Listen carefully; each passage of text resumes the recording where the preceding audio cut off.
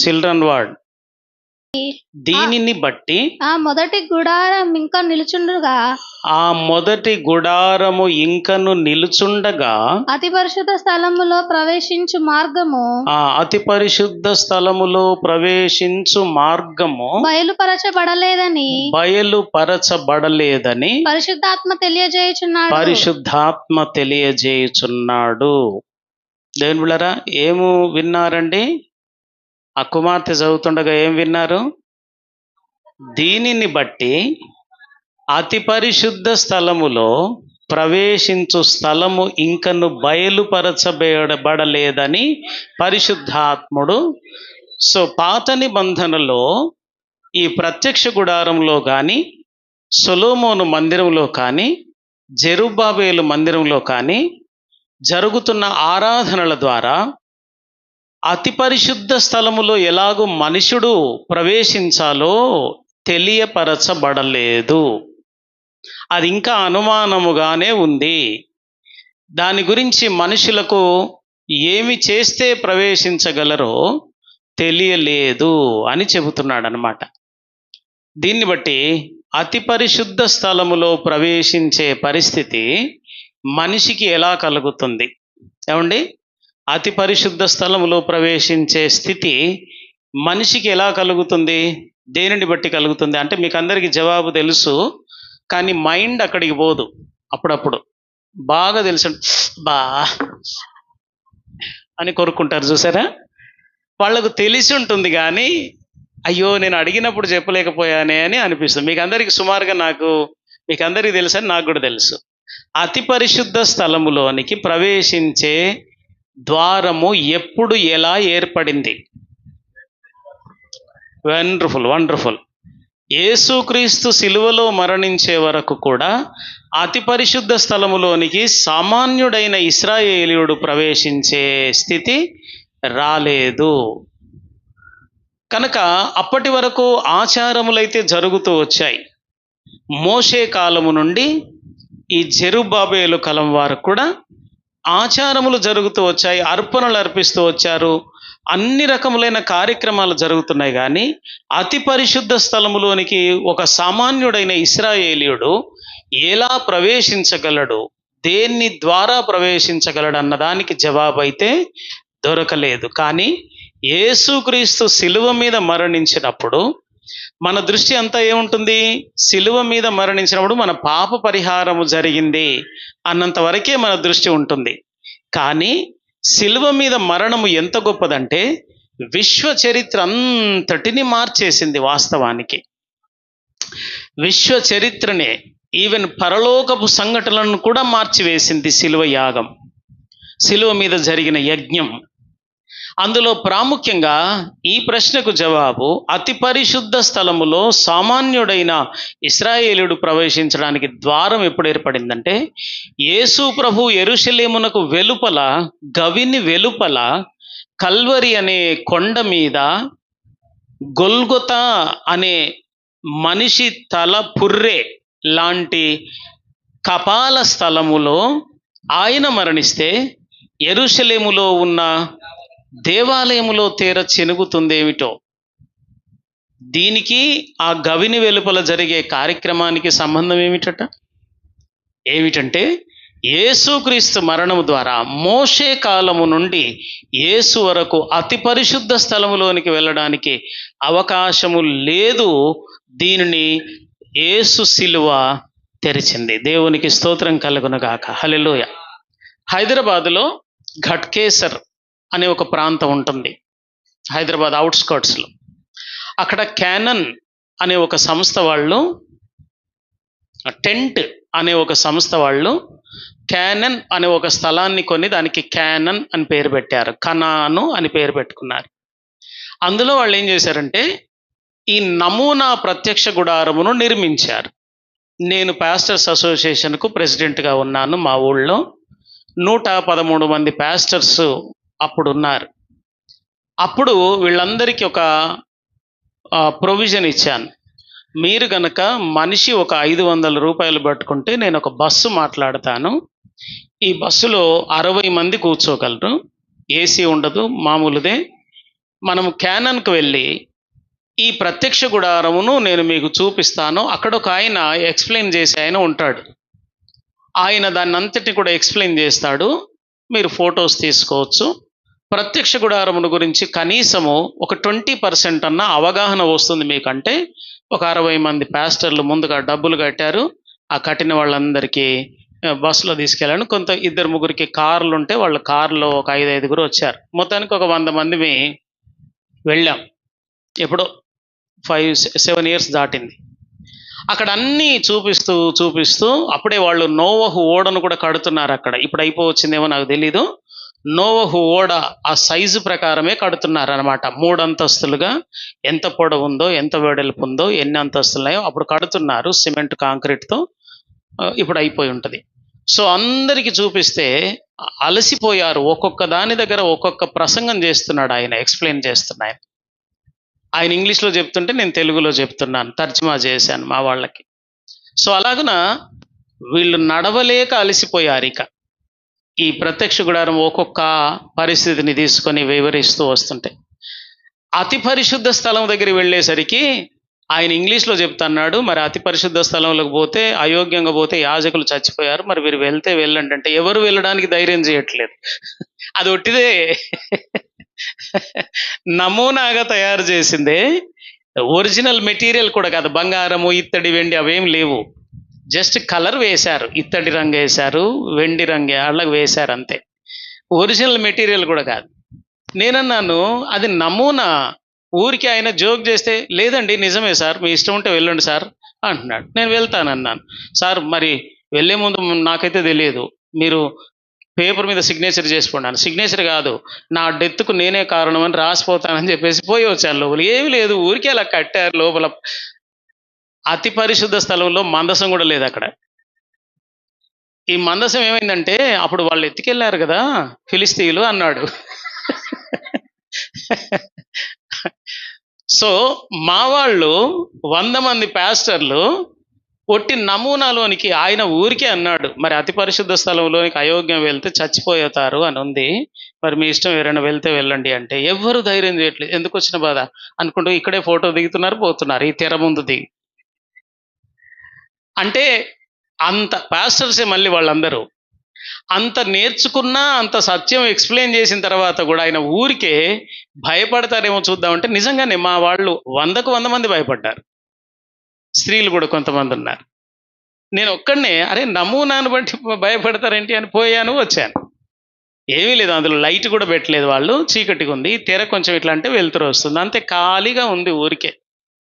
వాళ్ళు మళ్ళీ మందసం చేయలేక చూపించాల్సి వస్తుందనో మరి ఎందుకో అది చేయలేదు. కానీ అంత గుడారం అంతా కూడా వాళ్ళు న్యాచురల్గా తయారు చేశారు. అలాగే అమెరికా దేశంలో మేరీల్యాండ్లో ఉన్నప్పుడు నాకు చెప్పారు మన ఇండియన్స్, ఏమండి ఇక్కడ సెవెంత్ డే అడ్వెంటిజం వాళ్ళు ప్రత్యక్ష గుడారం వేశారంటే నేను అన్నాను దయచేసి నన్ను తీసుకెళ్ళండి, వెళ్ళి నేను చూస్తాను అని. ఒక దినమంతా అక్కడే బ్రెడ్ అమ్ముతారు, బన్ అమ్ముతారు, ఈ కేఎఫ్సి అవి అన్నీ అమ్ముతారు అక్కడే. సో దినమంతా ఉండి నేను అవి ఇవి కొనుక్కుంటూ తింటూ మొత్తం అన్ని చూసి వచ్చాను అనమాట. ఇంకా నేర్చుకోవాలనే ఆశ. సో ఆ విధంగా మీరు గత 3-4 రోజులుగా ప్రత్యక్ష గుడారము, ప్రత్యక్ష గుడారము, ప్రత్యక్ష గుడారం, ఇన్నిసార్లు ఏ ప్రసంగికుడు వచ్చి ఇంత సోది పెట్టలేదేమో కదా. అయినా ఒక పట్టాన వదిలేటట్టుగా లేదు ఇది. రైట్. ప్రత్యక్ష గుడారము వాస్తవానికి బైబిల్లో ఎన్ని అధ్యాయాలు దీని గురించి వ్రాయబడ్డాయని చెప్పాను? 50 అధ్యాయాలు. 50 అధ్యాయాల్లో పాత నిబంధనలో నిర్గమకాండంలో 10 అధ్యాయాలు, లేవీకాండంలో, అలాగే దినవృత్తాంతముల గ్రంథంలో, ఆ తర్వాత హెబ్రీ పత్రికలో, ఇలాగున అన్ని అధ్యాయాలు కలిపి లెక్కించారు బైబిల్ పండితులు 50 అధ్యాయాలలో.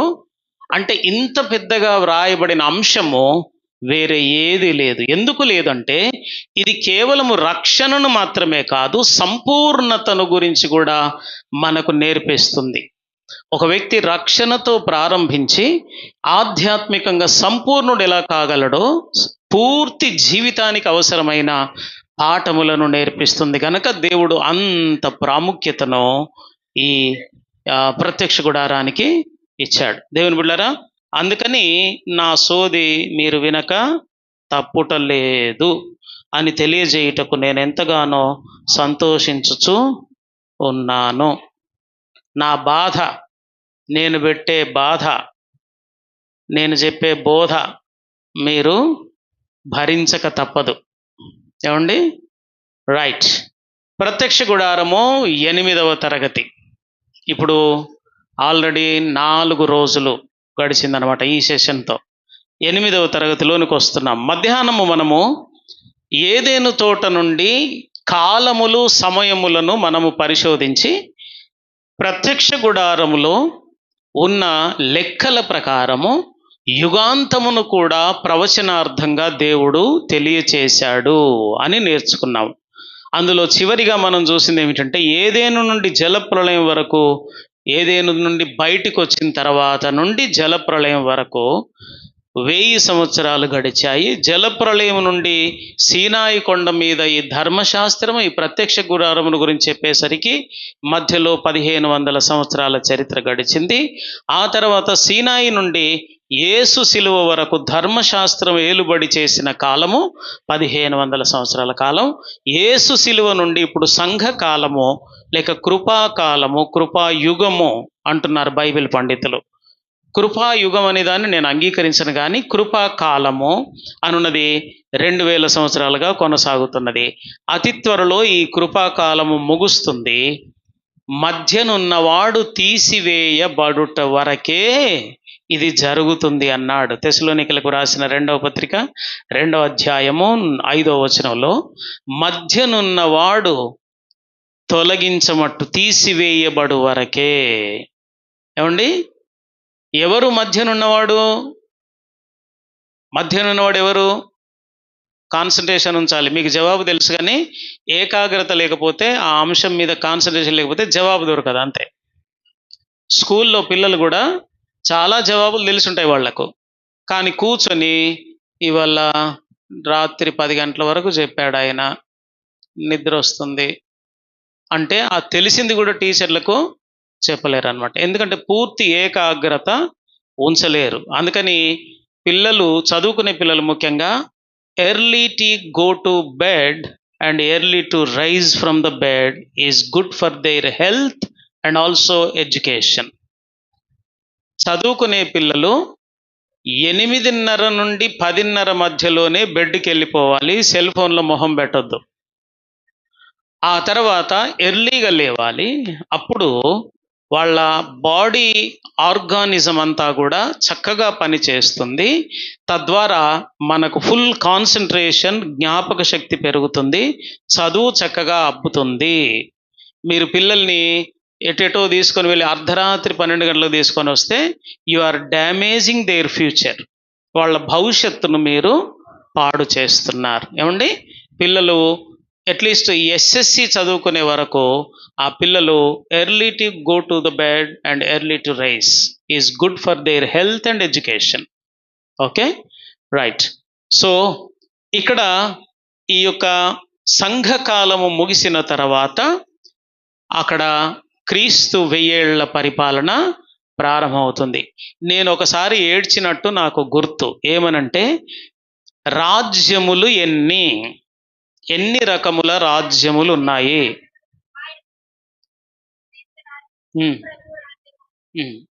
ప్రభు ఎవరు, క్రీస్తు ఎవరమ్మా? ఇద్దరు ఒకటేనా, వేరు వేరా? ఒకటే. సరే, గ్రేట్ ఏంటంటే సిస్టర్ది, ఎప్పుడో చెప్పాను అది, నేను 3 years బ్యాక్ చెప్పింది. అట్లీస్ట్ 4 రాజ్యాల గురించి చెప్తే ఒక రాజ్యం గురించి గుర్తుపెట్టుకుంది. దయచేసి చప్పట్లు కొడతారా ఆమెకు? యా, అట్లీస్ట్ ఆమెకు మెరిసింది, స్ట్రైక్ అయింది వెంటనే. రైట్. 4 రాజ్యములు నడుస్తున్నాయి. మొదటిది భూమి మీద సాతాను సామ్రాజ్యం ఇప్పుడు నడుస్తుంది. దీని తర్వాత క్రీస్తు రాజ్యం భూమి మీద ఉంటుంది. మూడవదిగా, క్షమించాలి, సాతాను సామ్రాజ్యము నుండి పరిశుద్ధాత్ముని సామ్రాజ్యం. ఏమిటది? దేవుని రాజ్యము మీ మధ్యలోనే ఉన్నది అన్నాడు కదా. సో ఏమిటి ఆ దేవుని రాజ్యం ఇప్పుడు మన మధ్యలోనే ఉన్నది? నేను వెళ్ళి మీ కొరకు సత్య స్వరూపియగు ఆత్మను, ఆదరణకర్తను మీ కొరకు పంపిస్తాను. ఆయన మీతో ఉండును, మీలో ఉండును. సో ఆయన ఉన్న రాజ్యం ఎప్పటి నుండి ప్రారంభమైంది? ఇది ఏమండి, ఎప్పటి నుండి ప్రారంభమైంది? పరిశుద్ధాత్మని సామ్రాజ్యం పెంతెకోస్తు పండుగ దినం నాడు కదూ. పెంతెకోస్తు పండుగ దినం నాడు భూమి మీదికి దిగొచ్చాడు, కానీ వ్యక్తుల్లోనికి దిగొచ్చేది ఎప్పుడు? మీలోనికి వచ్చింది ఎప్పుడు? పరిశుద్ధాత్ముడు. వెరీ గుడ్, ఎవరు చెప్పారు? కరెక్ట్ చెప్పారు. ఎవరండి?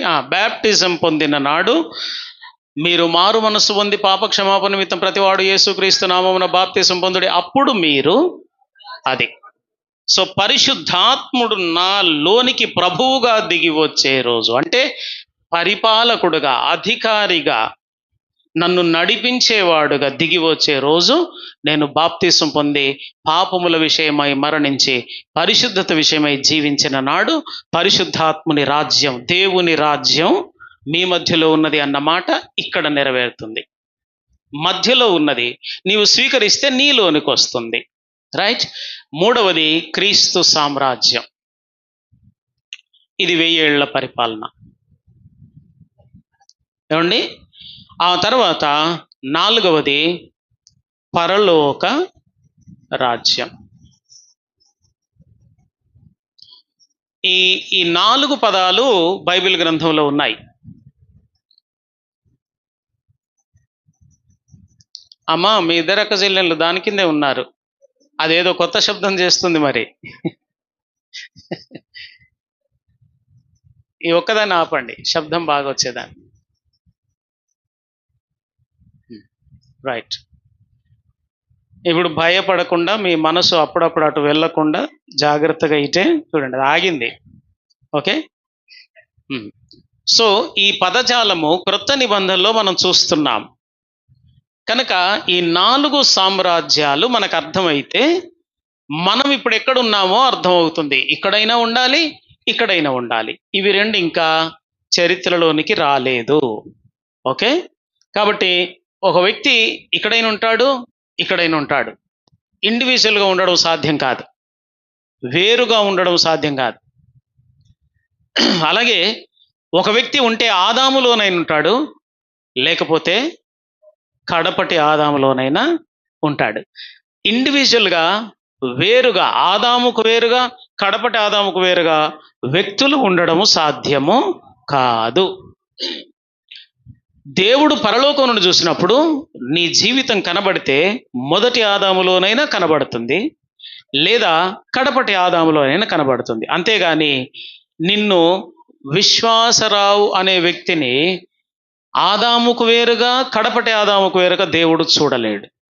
ఉంటే మొదటి ఆదాములో కనబడుతుంటాడు, లేదా క్రీస్తులో కనబడుతుంటాడు. ఇది ఈ మొదటి ఆదాము నుండి కడపటి ఆదాములోనికి వచ్చే విధానమే బాప్తిస్మము. అర్థమైందండి? ఆయన నిమిత్తం చనిపోయి ఈయన నిమిత్తం బ్రతకడానికి వచ్చే విధానమే బాప్తిస్మం ద్వారా నేను ఆదాము విషయమై మరణిస్తున్నాను, కడపటి ఆదాములో ప్రవేశించి జీవిస్తున్నా. అదనమాట. సో ఇక్కడ నా దేవుని రాజ్యము నా బ్రతుకులో ప్రారంభం అవుతుంది.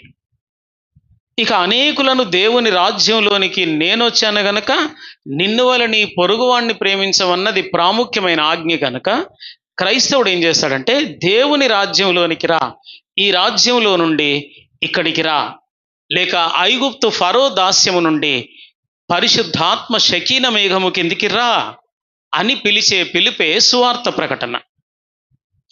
మత ప్రచారం అనండి, మతోన్మాదులనండి, ఏవేవో పేర్లు పెడుతున్నారు కదా.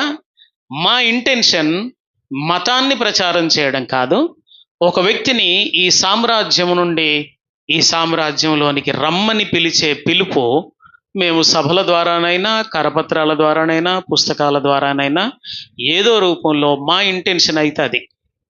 కొంతకాలం వరకు ఏమన్నారు భారతదేశస్తులు, మళ్ళీ పోయిన బ్రిటిష్ వాడిని పట్టుకొచ్చి వాని సామ్రాజ్యాన్ని ఇక్కడ స్థాపిద్దామని ఈ క్రిస్టియన్స్ ప్రయత్నం చేస్తున్నారన్న.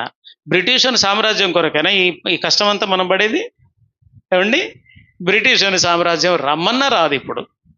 ఓకే, కనుక వ్యక్తి క్రైస్తవుడి దృష్టిలో సరి అయిన అవగాహన ఉండాలి. మనము ఒకప్పుడు ఈ సామ్రాజ్యంలో ఉన్నాం, ఇప్పుడైతే పరిశుద్ధాత్మని అధికారంలోనికి వచ్చాం. ఇక్కడ బానిసలుగా ఉన్నాం, ఇక్కడ ఇప్పుడు నీతికి సత్యమునకు దాసులుగా వచ్చాం. సో నువ్వు సువార్త ప్రకటిస్తున్నప్పుడు మన మనస్సులో ఎదుటి వ్యక్తి పట్ల ఇదే ఉండాలి తప్ప, నువ్వు సైతాన్ రాజ్యంలో ఉన్నావు, నేను పరిశుద్ధాత్మ రాజ్యంలో ఉన్నా, అందుకని ఇట్రా అన్నాడు అనుకో, వాడు నిన్ను ఇటు నుంచి అడ్డుపట్టుకుపోతాడు. ఓకే, మన ఇంటెన్షన్ మత ప్రచారం కాదు, మన సంఘంలో మనుషులను నింపుకోవడం కూడా కాదు, దేవుని రాజ్యంలోని తీసుకున్నాం. ఈ రాజ్యములో ఎదుగుతూ ఎదుగుతూ ఎక్కడికి వెళ్తామంటే క్రీస్తు సామ్రాజ్యంలోనికి వెళ్తాం మనం. ఏమండి, ఈ రాజ్యంలో ప్రాపర్గా అంటే పరిశుద్ధ స్థలంలో ఉన్నవన్నీ నా బ్రతుకులో ఆధ్యాత్మికంగా నెరవేరినప్పుడు నేను ఈ రాజ్యంలో రాజుగా ట్రైనింగ్ కావడానికి యోగ్యునవుతాను. ఈ రాజ్యంలో 1000 ఏళ్ల పాటు రాజులుగా యాజకులుగా నాకు ట్రైనింగ్ పీరియడ్. ఈ ట్రైనింగ్ తర్వాత పరలోక రాజ్యంలో నేను రాజును యాజకుని. ఇది నిత్యమైన సామ్రాజ్యం. సో ఇది జరగబోతూ ఉంది. ఇది రాజ్యాల చరిత్ర.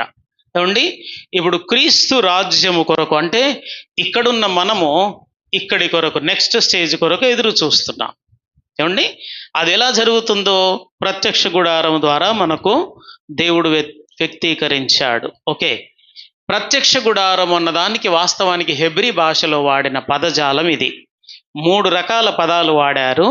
ఈ 3 రకాల పదాలకు తెలుగులో ఈ అర్థాలున్నాయి. మిక్దాష్, మిఖేదాష్, మిష్ఖాన్. గుడారము, మిష్కాన్ అంటే గుడర్, టెంట్ను హెబ్రీ భాషలో మిష్కాన్ అంటారనమాట. సో ఈ మిష్దాష్, మిఖేదాష్, మిష్ఖాన్ నివాస స్థలము, ఇల్లు, కాపరులు వేసుకునే గుడిసె, జంతువులను పెట్టే పాక, ఇవి అర్థం ఇస్తాయి అన్నమాట. ఏమండి, సో నివాస స్థలములు పూర్వకాలం అబ్రహాం వాళ్ళు నివాసించిన ఆ బిల్డింగ్ ఏంటిది? గుడారం. సో గుడారమునే వాళ్ళు మిష్కాన్ అన్నారు.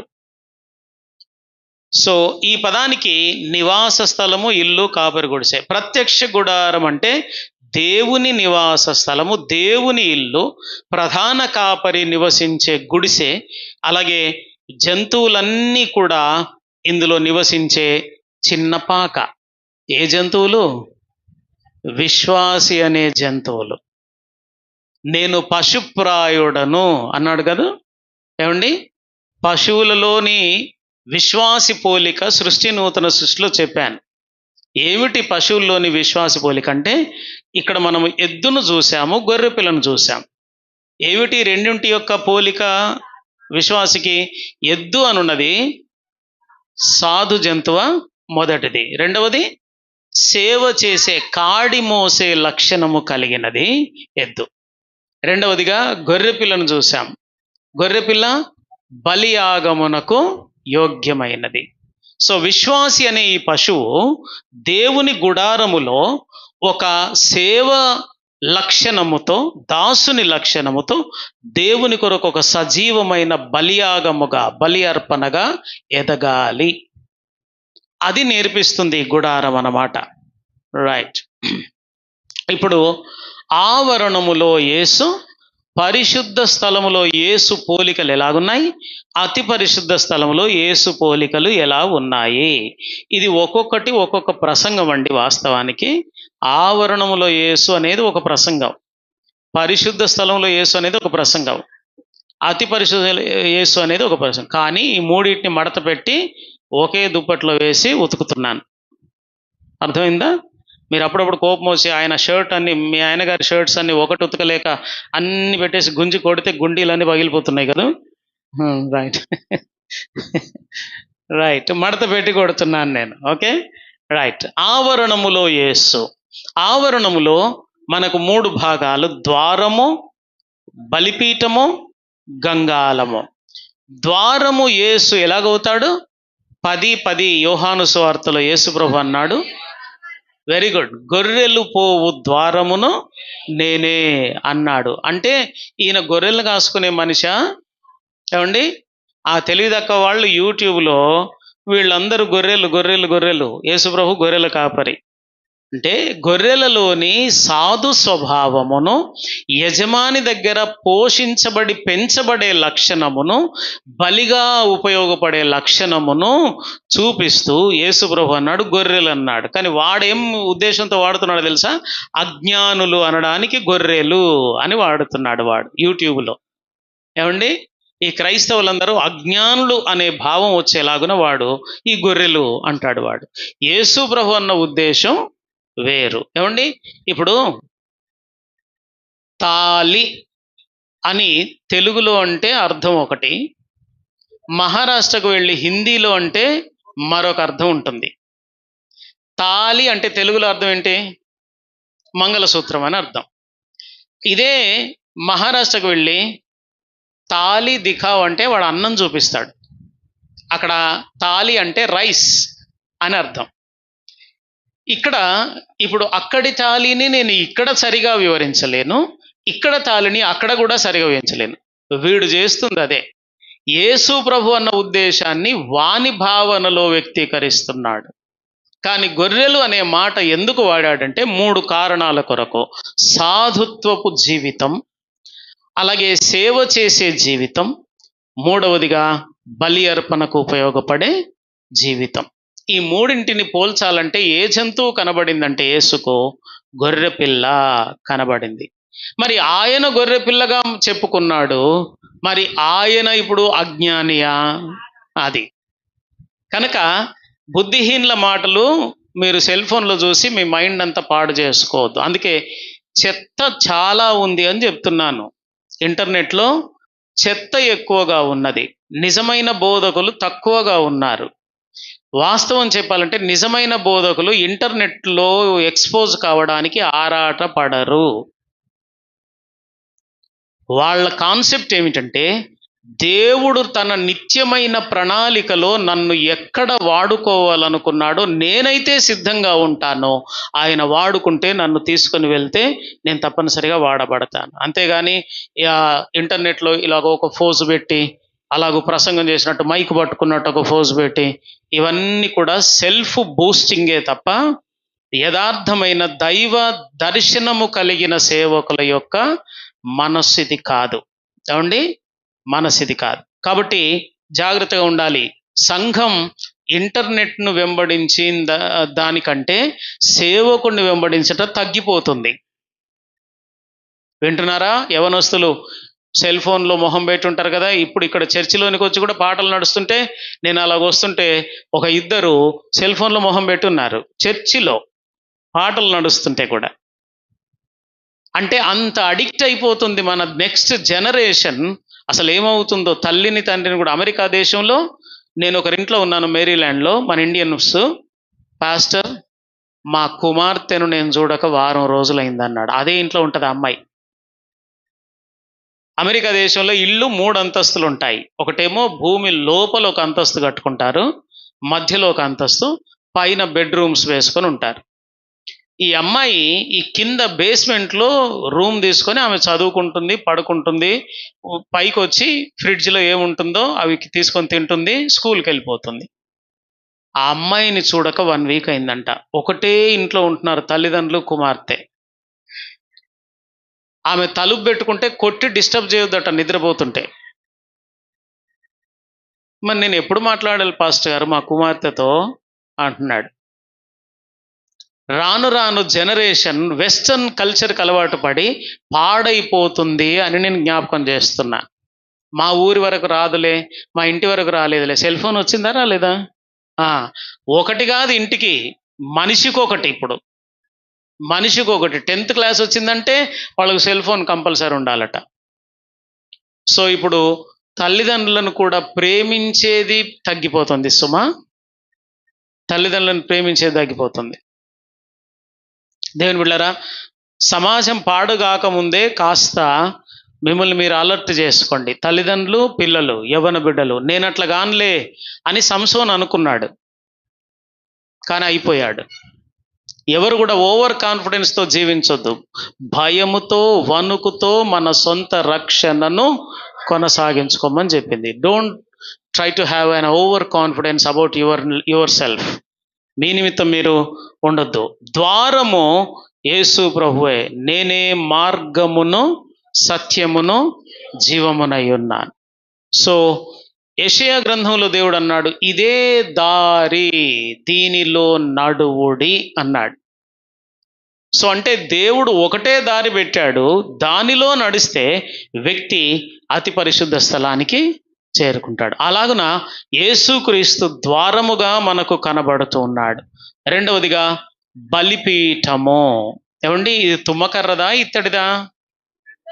వెరీ గుడ్, రెండు ఉన్నాయి. సో అందుకని దీనికి బయటికి ఇత్తడి కనబడుతుంది కాబట్టి నేను ఇత్తడి బలిపీఠం అన్నాను. కానీ లోపల ఏముంది? ఎస్, లోపల నీవు ఉండాలి, నీ పైన యేసు కనబడుతుండాలి. అందుకే ఇత్తడిని పైన లోపల పైన పొదిగించారు. ఈ ఇత్తడి లోపల ఎక్కడో దాగుకొని ఉంది తుమ్మకర్ర, ఎక్కడా బయటికి కనబడదు. చిన్న నిప్పు కనుక తగిలినా తుమ్మకర్ర పూర్తిగా నాశనం అవుతుంది. తుమ్మకర్ర ఉంది కానీ అది పూర్తిగా ఇత్తడితో దాచబడింది. నా శూలమ్మితి దాచబడిన మూయబడిన ఉద్యానవనము అన్నాడు కదా. మూయబడిన ఉద్యానవనము నా శూలమ్మితి.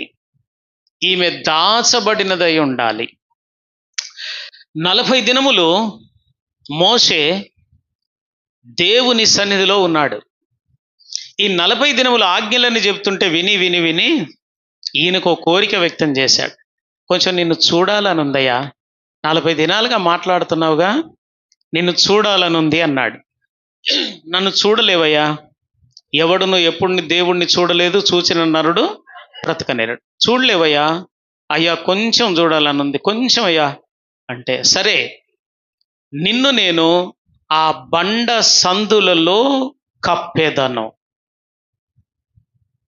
ఈ బండ ఆ బండకు మధ్యలో వెళ్ళు, నేను నా చేతిని నీకు అడ్డుగా పెడతాను, అప్పుడు నేను ఇక్కడ నుండి వెళ్తే నా మహిమ నీ మీద పడుతుంది అన్నాడు. ఒక్క క్షణమే, దేవుణ్ణి చూడలేదు, ఆయన ఫోకస్ టార్చ్ లైట్ ఇలాగ వేసుకుంటూ పోతుంటే ఆ వెలుతురు ఇలా పడుతుంది చూసారా, అలా పడింది అంతే. 40 దినముల తర్వాత కిందికి వస్తుంటే ఆయన మొహం ఎలాగుందట, సూర్యునిలాగా ప్రకాశిస్తుంటే 6 లక్షల గుడారాల్లో ఉన్న వాళ్ళు, అరే మనిషి వస్తున్నాడా సూర్యుడు వస్తున్నాడా? ఎంతసేపు చూసినందుకు దేవుణ్ణి? ఒక్క క్షణం, అది కూడా రాతి వెనకాల చేతి వెనకాల రాయి క్రీస్తే, ఆ బండ క్రీస్తే, ఆ యెహోవా దేవుని బాహువు కూడా క్రీస్తే, క్రీస్తులో మనలను దాచి అప్పుడు దేవుడు తన మహిమను చూపిస్తున్నాడు. అందుకన్నాడు, నా ప్రియురాలు మూయబడిన ఉద్యానవనము. సో ఇది దాచబడిన అనుభవాన్ని చూపిస్తుంది. తుమ్మకర్ర 2 చోట్ల ఉంది, 2 చోట్ల దాచబడి ఉంది, ఒక చోట మాత్రము బయటికి కనబడుతూ ఉంది. బయటికి ఎక్కడ కనబడుతుంది? అమ్మో, చూస్తూనే ఉన్నారా స్తంభాలు? మాకు కనబడుతుంది కదండి, రైట్.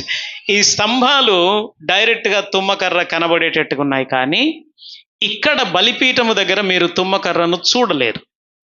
మందసము దగ్గర కూడా మీకు తుమ్మకర్ర ఎటు పోయినా కనబడదు, అక్కడ బంగారమే. సో ఆ విధంగా యేసుక్రీస్తులో దాచబడిన నీ జీవితమే దైవ స్వభావముతో దాచబడి నిత్యత్వంలో మందసముగా మిగిలిపోతుందన్నమాట. కనుక ఇక్కడ కూడా యేసే కనబడుతున్నాడు. అలాగే బలిపీఠం మీద అర్పించబడే దహన బలి పశువు దేనికి ముంగుర్తు?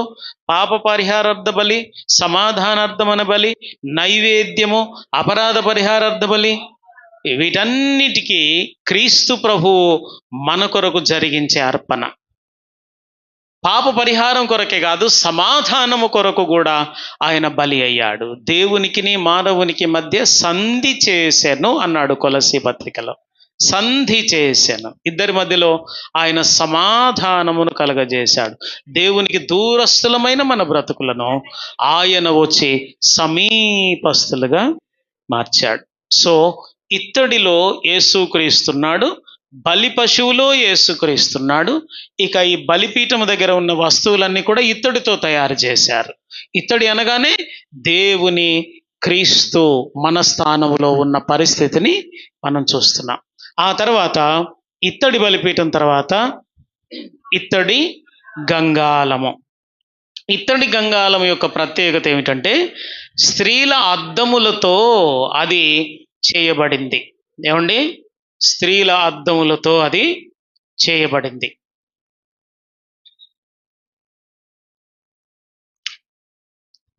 ఇదేంటి మందు తాగే కప్పులాగా ఉందా? ఇప్పుడు నేను మందు తాగే కప్పులో ఉందంటే మీరు అందరి ముఖాలు వెలిగిపోయా ఎందుకో. ఈ కప్పు ఇంట్లో ఒకప్పుడు వాడినట్టే ఉన్నారు కదా. రైట్. కప్పు షేపులోనే ఉంటుంది గంగాళం కూడా. అయితే మొత్తము ఇత్తడే, కానీ ఇక్కడ మాత్రము అద్దములతో అతుకబడి ఉన్నది. ఈ అద్దములు అంతటా ఉన్నాయి సుమ. స్త్రీల అద్దములు ఇవన్నీ కూడా అతుకుబెట్టి పెట్టారు. సో యాజకుడు ఇక్కడికి వచ్చాడా, వెంటనే 100 మంది యాజకులు కనబడతారు. ఒక్కడిని నిలబడితే ఇందులో ఒక యాజకుడు, ఇందులో ఇందులో ఇందులో ఇందులో అన్నిట్లో. సో నేను ఇలా లైట్గా పక్కకంటే నా చెవికున్న దోషము కూడా కనబడుతుంది. ఇటువైపు నా చెవికి ఈ చెవికున్న దోషం కనబడుతుంది.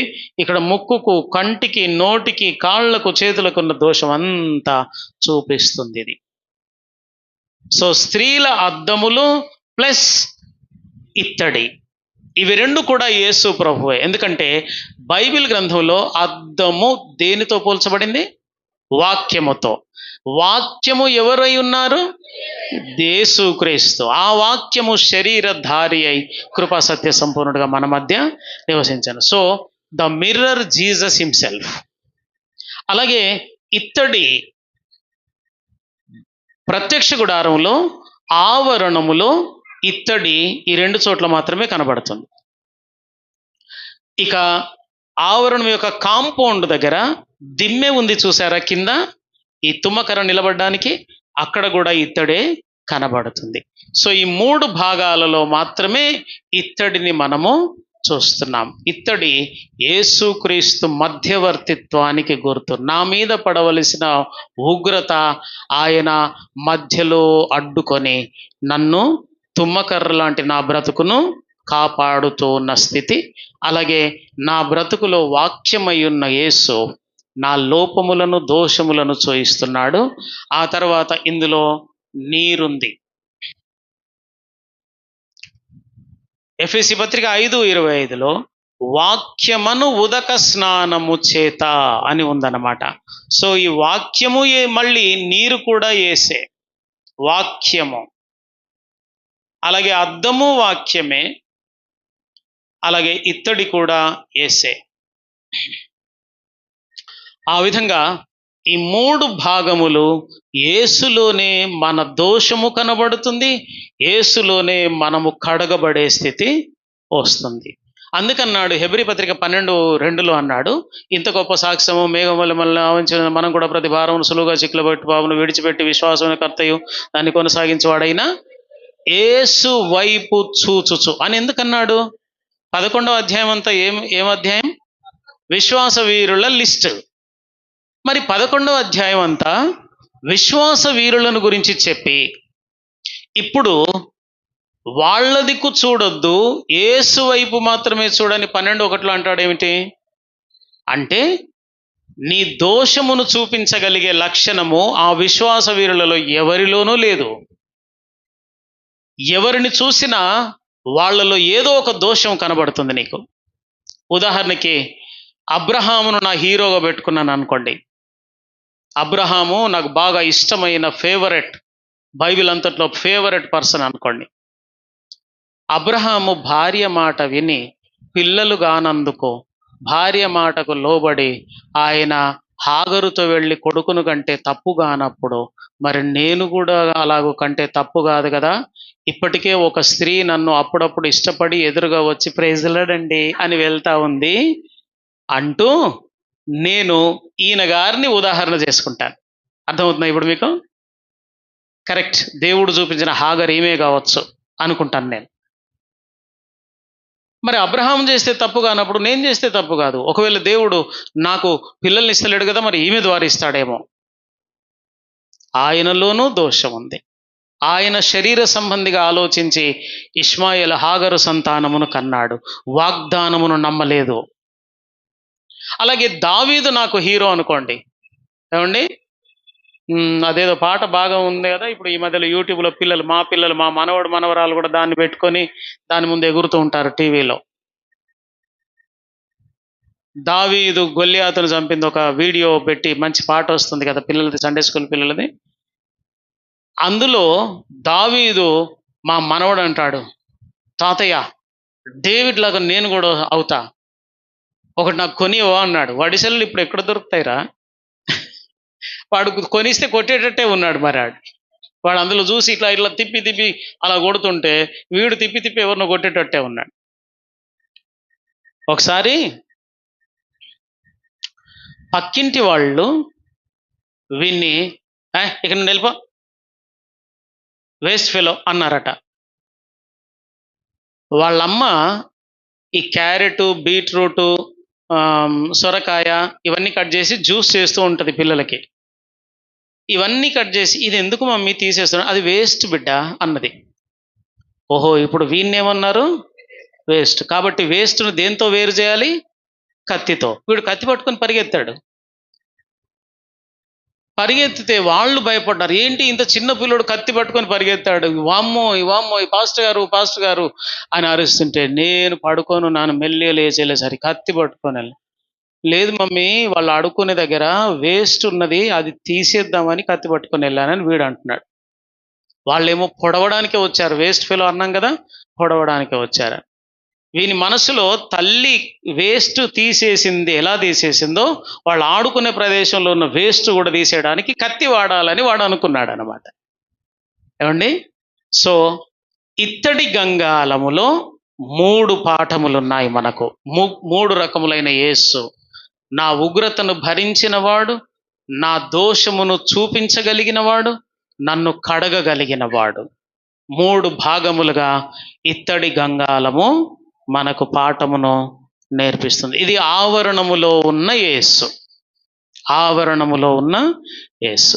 ఇక రెండవదిగా పరిశుద్ధ స్థలములో ఉన్న యేసు. పరిశుద్ధ స్థలములో మొట్టమొదట మనకు సముఖపు రొట్టెల బల్ల కనబడుతుంది. ఏమండి?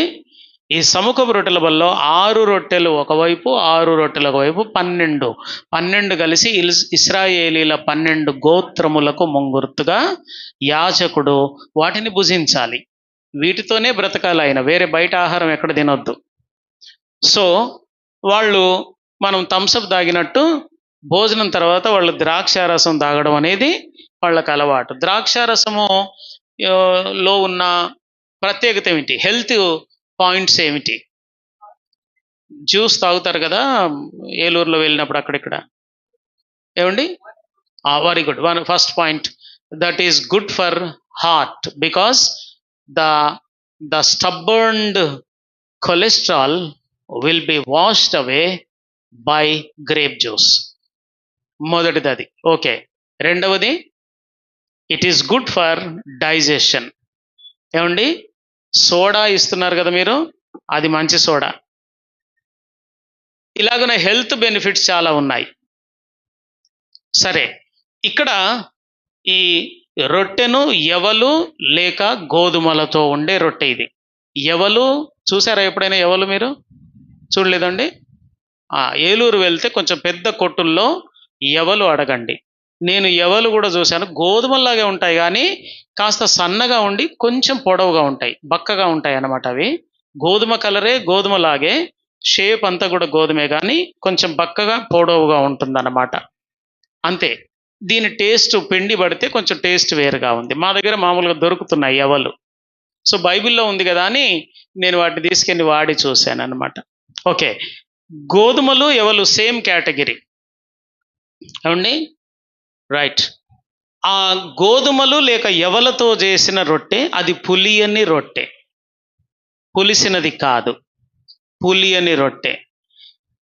రొట్టె ఎలా పులుస్తుంది, ఎలా పులియదు? ఆడవాళ్ళు విచిత్రంగా చూస్తారు, మీరే కదా పిండి కలిపేది అమ్మా. ఓకే, ఈరోజు కలిపి నిలవ పెడితే పులిసిపోతుంది, రైట్? పులిసిందని నాకు ఎలా తెలుస్తుంది? ఉదయాన యా, ఉబ్బుకొస్తుంది, పఫింగ్ వస్తుంది. Okay, egg puff, vegetable puff అని తిన్నారు కదా మీరు ఏలూరు వెళ్ళి. పఫ్ అంటే ఏమిటంటే ఉబ్బడం, లోపల ఏముండదు, ఖాళీగా ఉంటుంది, ఊరికే ఉబ్బి ఉంటుంది, ఇంత సైజు కనబడుద్ది కానీ అది పఫ్. సో అలా ఉబ్బిపోతుంది. మరి డైరెక్ట్గా ఇప్పుడే పిండి కలిపి రొట్టె చేస్తే నార్మల్గా ఉంటుంది కదండి. సో పులియని రొట్టె అయి ఉండాలి, ఇందులో పులిసినది ఏది ప్రవేశించొద్దు. నాట్ ఓన్లీ ఇన్ టాబర్నాకిల్, ఇశ్రాయేలుల గుడారములలో కూడా పులిసినదేది ఉండకూడదన్నాడు. పులిసినదేది కనబడకూడదు. ఎందుకు కనబడకూడదంటే, ఇప్పుడు మనం బాగానే తింటున్నాం కదా పులిసినది. ఇడ్లీ పులిసిందే, దోశ పులిసిందే, ఏమండి ఇంకా ఏంటి పులిసినవి? అన్ని పులిసినవి తింటున్నాం కదా. మరి మనం ఆ బైబిల్లోనే పులిసింది తినొద్దని ఉంది కదా. అందుకే జ్ఞాపకం చేస్తున్నాను, పాత నిబంధన అంతా ఛాయ, ఇది మర్చిపోవద్దు.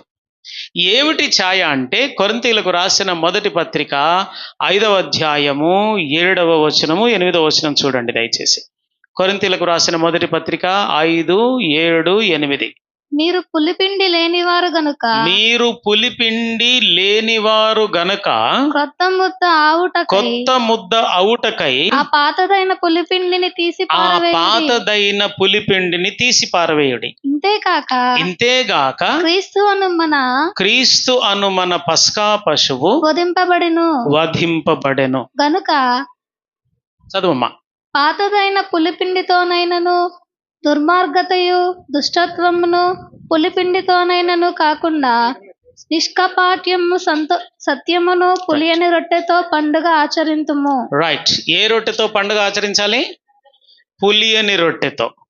ఏమిటి ఆ పులియనిది అంటే, పులియని దోశ తినొద్దని కాదు, పులిసిన ఇడ్లీ తినొద్దని కాదు. దుర్మార్గతయు దుష్టత్వమును పులిసిన రొట్టె అన్నాడు అన్నమాట. దుర్మార్గత, దుష్టత్వం, ఈ రెండు సంస్కృత పదాలు. మార్గం అంటే దారి,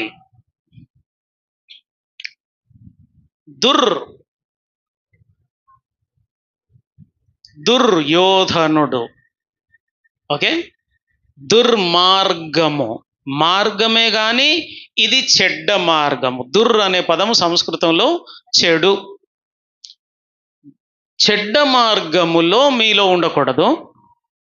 దుర్మార్గతి దుష్టత్వము.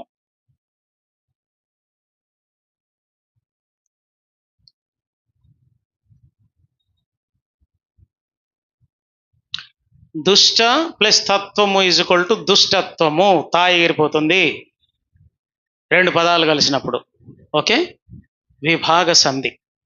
అయితే దుష్ట చెడు, తత్వము స్వభావం.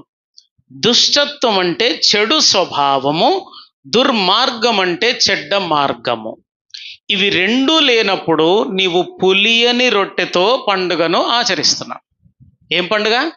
ప్రభు బల్లానే పస్కా గొర్రె పిల్ల పండుగను ఎలా భుజించాలటంటే, ఒక వ్యక్తి దుష్టత్వమైనను దుర్మార్గత అయినను అనే పులిపిండి నాలో లేకుండా స్వచ్ఛమైన రొట్టెగా నేనుండి ఈ గొర్రెపిల్ల మాంసమును భుజించాలి. అది పులియని రొట్టెల పండుగ. ఏమండి, నిర్గమకాండం 12వ అధ్యాయంలో 8 నుండి 10 వచనాల్లో ఈ పండుగ, ఈ రొట్టెను ఎలా తినాలి అనడానికి, గొర్రెపిల్ల మాంసముతో కలిపి తినాలి ప్లస్ చేదు కూరలతో కలిపి తినాలి అని ఉందన్నమాట అక్కడ. చేదు కూరలు ప్లస్ గొర్రెపిల్ల మాంసం. గొర్రెపిల్ల మాంసము యేసుక్రీస్తు శరీరము, రొట్టె నా జీవితం, పులియని రొట్టె నా జీవితము. పులియని రొట్టెతో గొర్రెపిల్ల మాంసమును నేను భుజించాలి. ఆ పులియని రొట్టెతో గొర్రెపిల్ల మాంసమును భుజించేటప్పుడు చేదు కూరను కలపాలి. చేదు కూర అన్నప్పుడు యేసు ప్రభు చేదు ద్రాక్షారసం త్రాగలేకపోయాడు, కానీ త్రాగాడనుంది.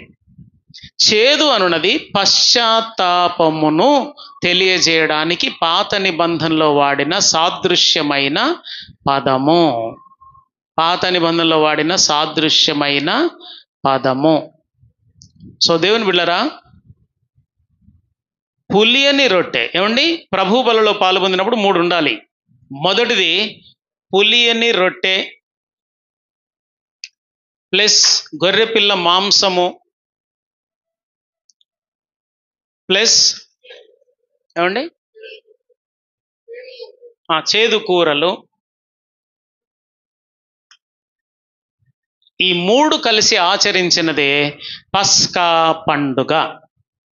దీన్ని క్రొత్త నిబంధనలో అన్నాడు, మనము దుర్మార్గతయు దుష్టత్వము అను పులిపిండితో కాక. అలాగే క్రొత్త నిబంధనలో మరొక 2 పులిపిండ్లు చెప్పాడు యేసు ప్రభు. పరిసయ్యుల పులిపిండితో కూడా మీరు పండుగను ఆచరించదు.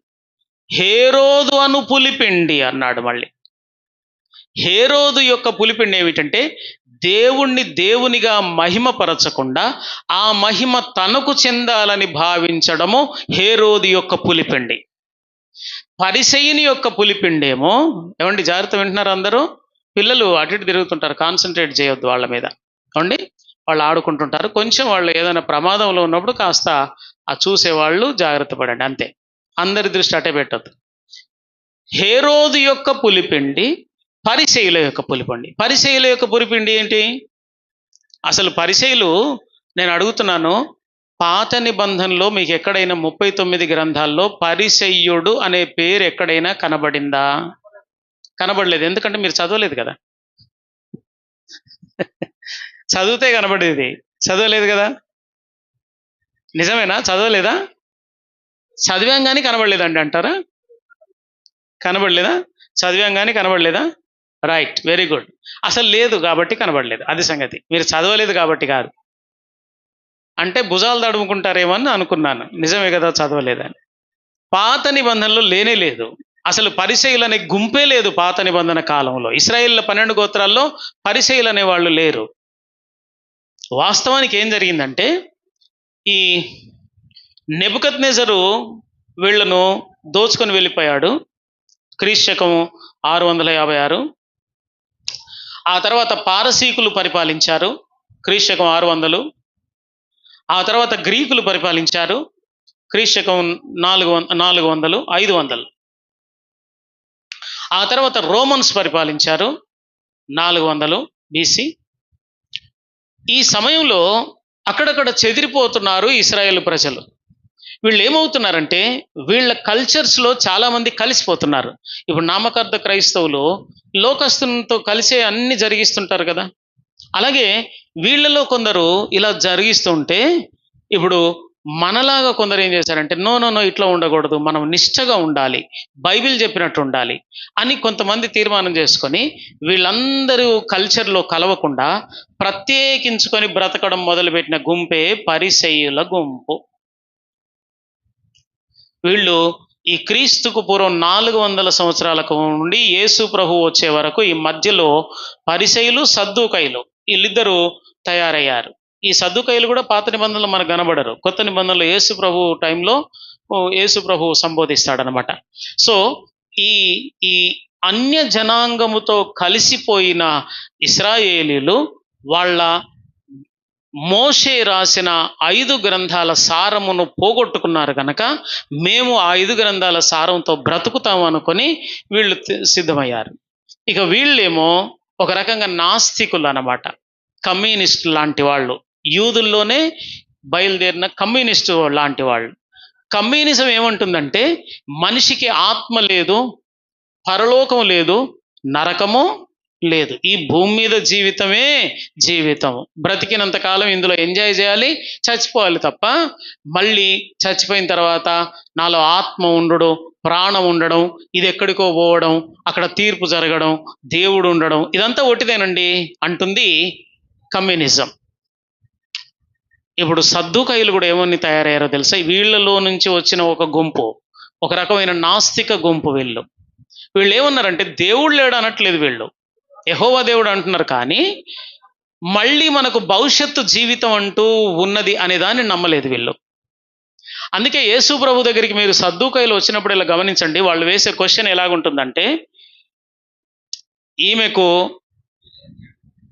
భర్తలు ఉన్నారు చాలామంది, ఈమె పరలోకంలో ఎవరికి భార్యగా ఉంటుంది అన్నారు. ఎందుకు అడుగుతా తెలుసా? నువ్వు పరలోకం ఉంది అంటున్నావు, మరి మీకు ఇంతమంది భర్తలుంటే వీళ్ళందరికీ ఎవరికి భార్యగా ఉంటుంది అంటే, లేదు, నువ్వు చెప్పేదంతా బుద్ధిహీనత, నిరూపిద్దామని వాళ్ళ ప్రయత్నం.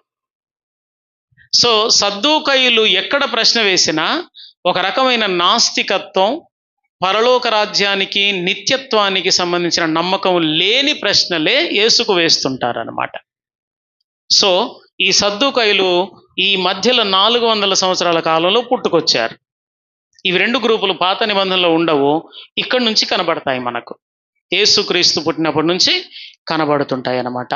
సో ఆ విధంగా దేవుని బిడ్డలారా, రొట్టె ద్రాక్షారసమును గురించి కూడా ఒక రకమైన సద్దూకయ్యులు లేచారు క్రైస్తవ సంఘంలో. ఇదేదో ప్రసాదం అనుకుంటున్నారు కొందరు. మరికొందరు, ఒరేయ్ నెలకొకసారి ఇస్తారు, కనీసం ప్రభు బల్ల కొరకన వెళ్ళాలిరా అనుకుంటారు. ఎందుకు వెళ్ళాలి ప్రభు బల్ల కొరకు? ఇతర సండేస్ ఎందుకు వెళ్ళకూడదు? దానికి జవాబు ఉండదు. ప్రభు బల్ల కదండి, పోగొట్టుకోకూడదు. ఎందుకు పోగొట్టుకోకూడదు? దాంతో లాభం ఏంటి అంటే, ఆయన ఏదో భూ సంబంధమైన లాభం ఉంటుంది అనుకొని ప్రభు బల్ల కొరకు పరిగెత్తుకొస్తాడు. This is total nonsense. ప్రభు బలలో బైబిల్ చెప్పని లాభాలను మీరు ఆశించొద్దు. బైబిల్ చెప్పనివి మీరు ఊహించుకొని ప్రభు బలలో పాల్గొంటే విగ్రహారాధనే. అర్థమవుతుందండి? వాక్యములో ఏది ఉందో దాన్ని సరిగా తెలుసుకోండి, నమ్మండి. దానికి రావలసిన ఆశీర్వాదాలు ప్రభు బలను గురించి 18 దొరికాయి నాకు క్రొత్త నిబంధనల లాభాలు. ఈ ప్రభు బలలో ఉండే ఈ 18 లాభాలు తెలుసుకోండి, నేర్చుకోండి. ఆ అవగాహనతో ప్రభు బలలో పాల్గొందండి, వాటికి సంబంధించిన ఆశీర్వాదాలు పొందుకుంటారు. అంతేగాని నాకేదో ప్రభు బల తింటే మా ఆయన తాగుడు మానుతాడేమో, మా ఆయన తాగి చర్చికి రాడు, నేనే ఇంత బాటిల్లో తీసుకుని వెళ్ళి పోస్తాను, ఈ మందు తాగైనా ఆ మందు ఆపేస్తాడేమో. ఇవన్నీ నాన్ సెన్స్ ఆలోచనలు. ఇవన్నీ కూడా ఇవి కాదు. త్రాగుడు మానపడానికి పనికొచ్చేది కాదు, లేకపోతే మీకు జ్వరం తగ్గించడానికి పనికొచ్చేది కాదు. ఏమండి, హైదరాబాద్లో ఆయన పేరేంటి, శ్యామ్ కిషోర్ అనే ఒక పెద్ద సంఘం, అయినది కూడా పెద్ద సంఘం. ఆయన ఏం చేశాడు తెలుసా? ప్రభు వాళ్ళు ఇచ్చి, విశ్వాసులకు అందరికి ఇచ్చి, బయట రోడ్డు మీద నిలబడండి, వెళ్ళే వాళ్ళందరికీ ఇవ్వండి అంటాడు. చిన్నపిల్లలకు, పెద్దలకు ప్రసాదం. అది పెద్ద సంఘం సుమా. మరి హైదరాబాద్లో నాన్ సెన్స్ సంఘం. ఏమండి, లేఖనము కాని సాతానీయమైన ఆలోచనలను సంఘానికి నేర్పిస్తున్న చెడ్డ సంఘం. ఇలాంటివి ఎన్నో ఉన్నాయి.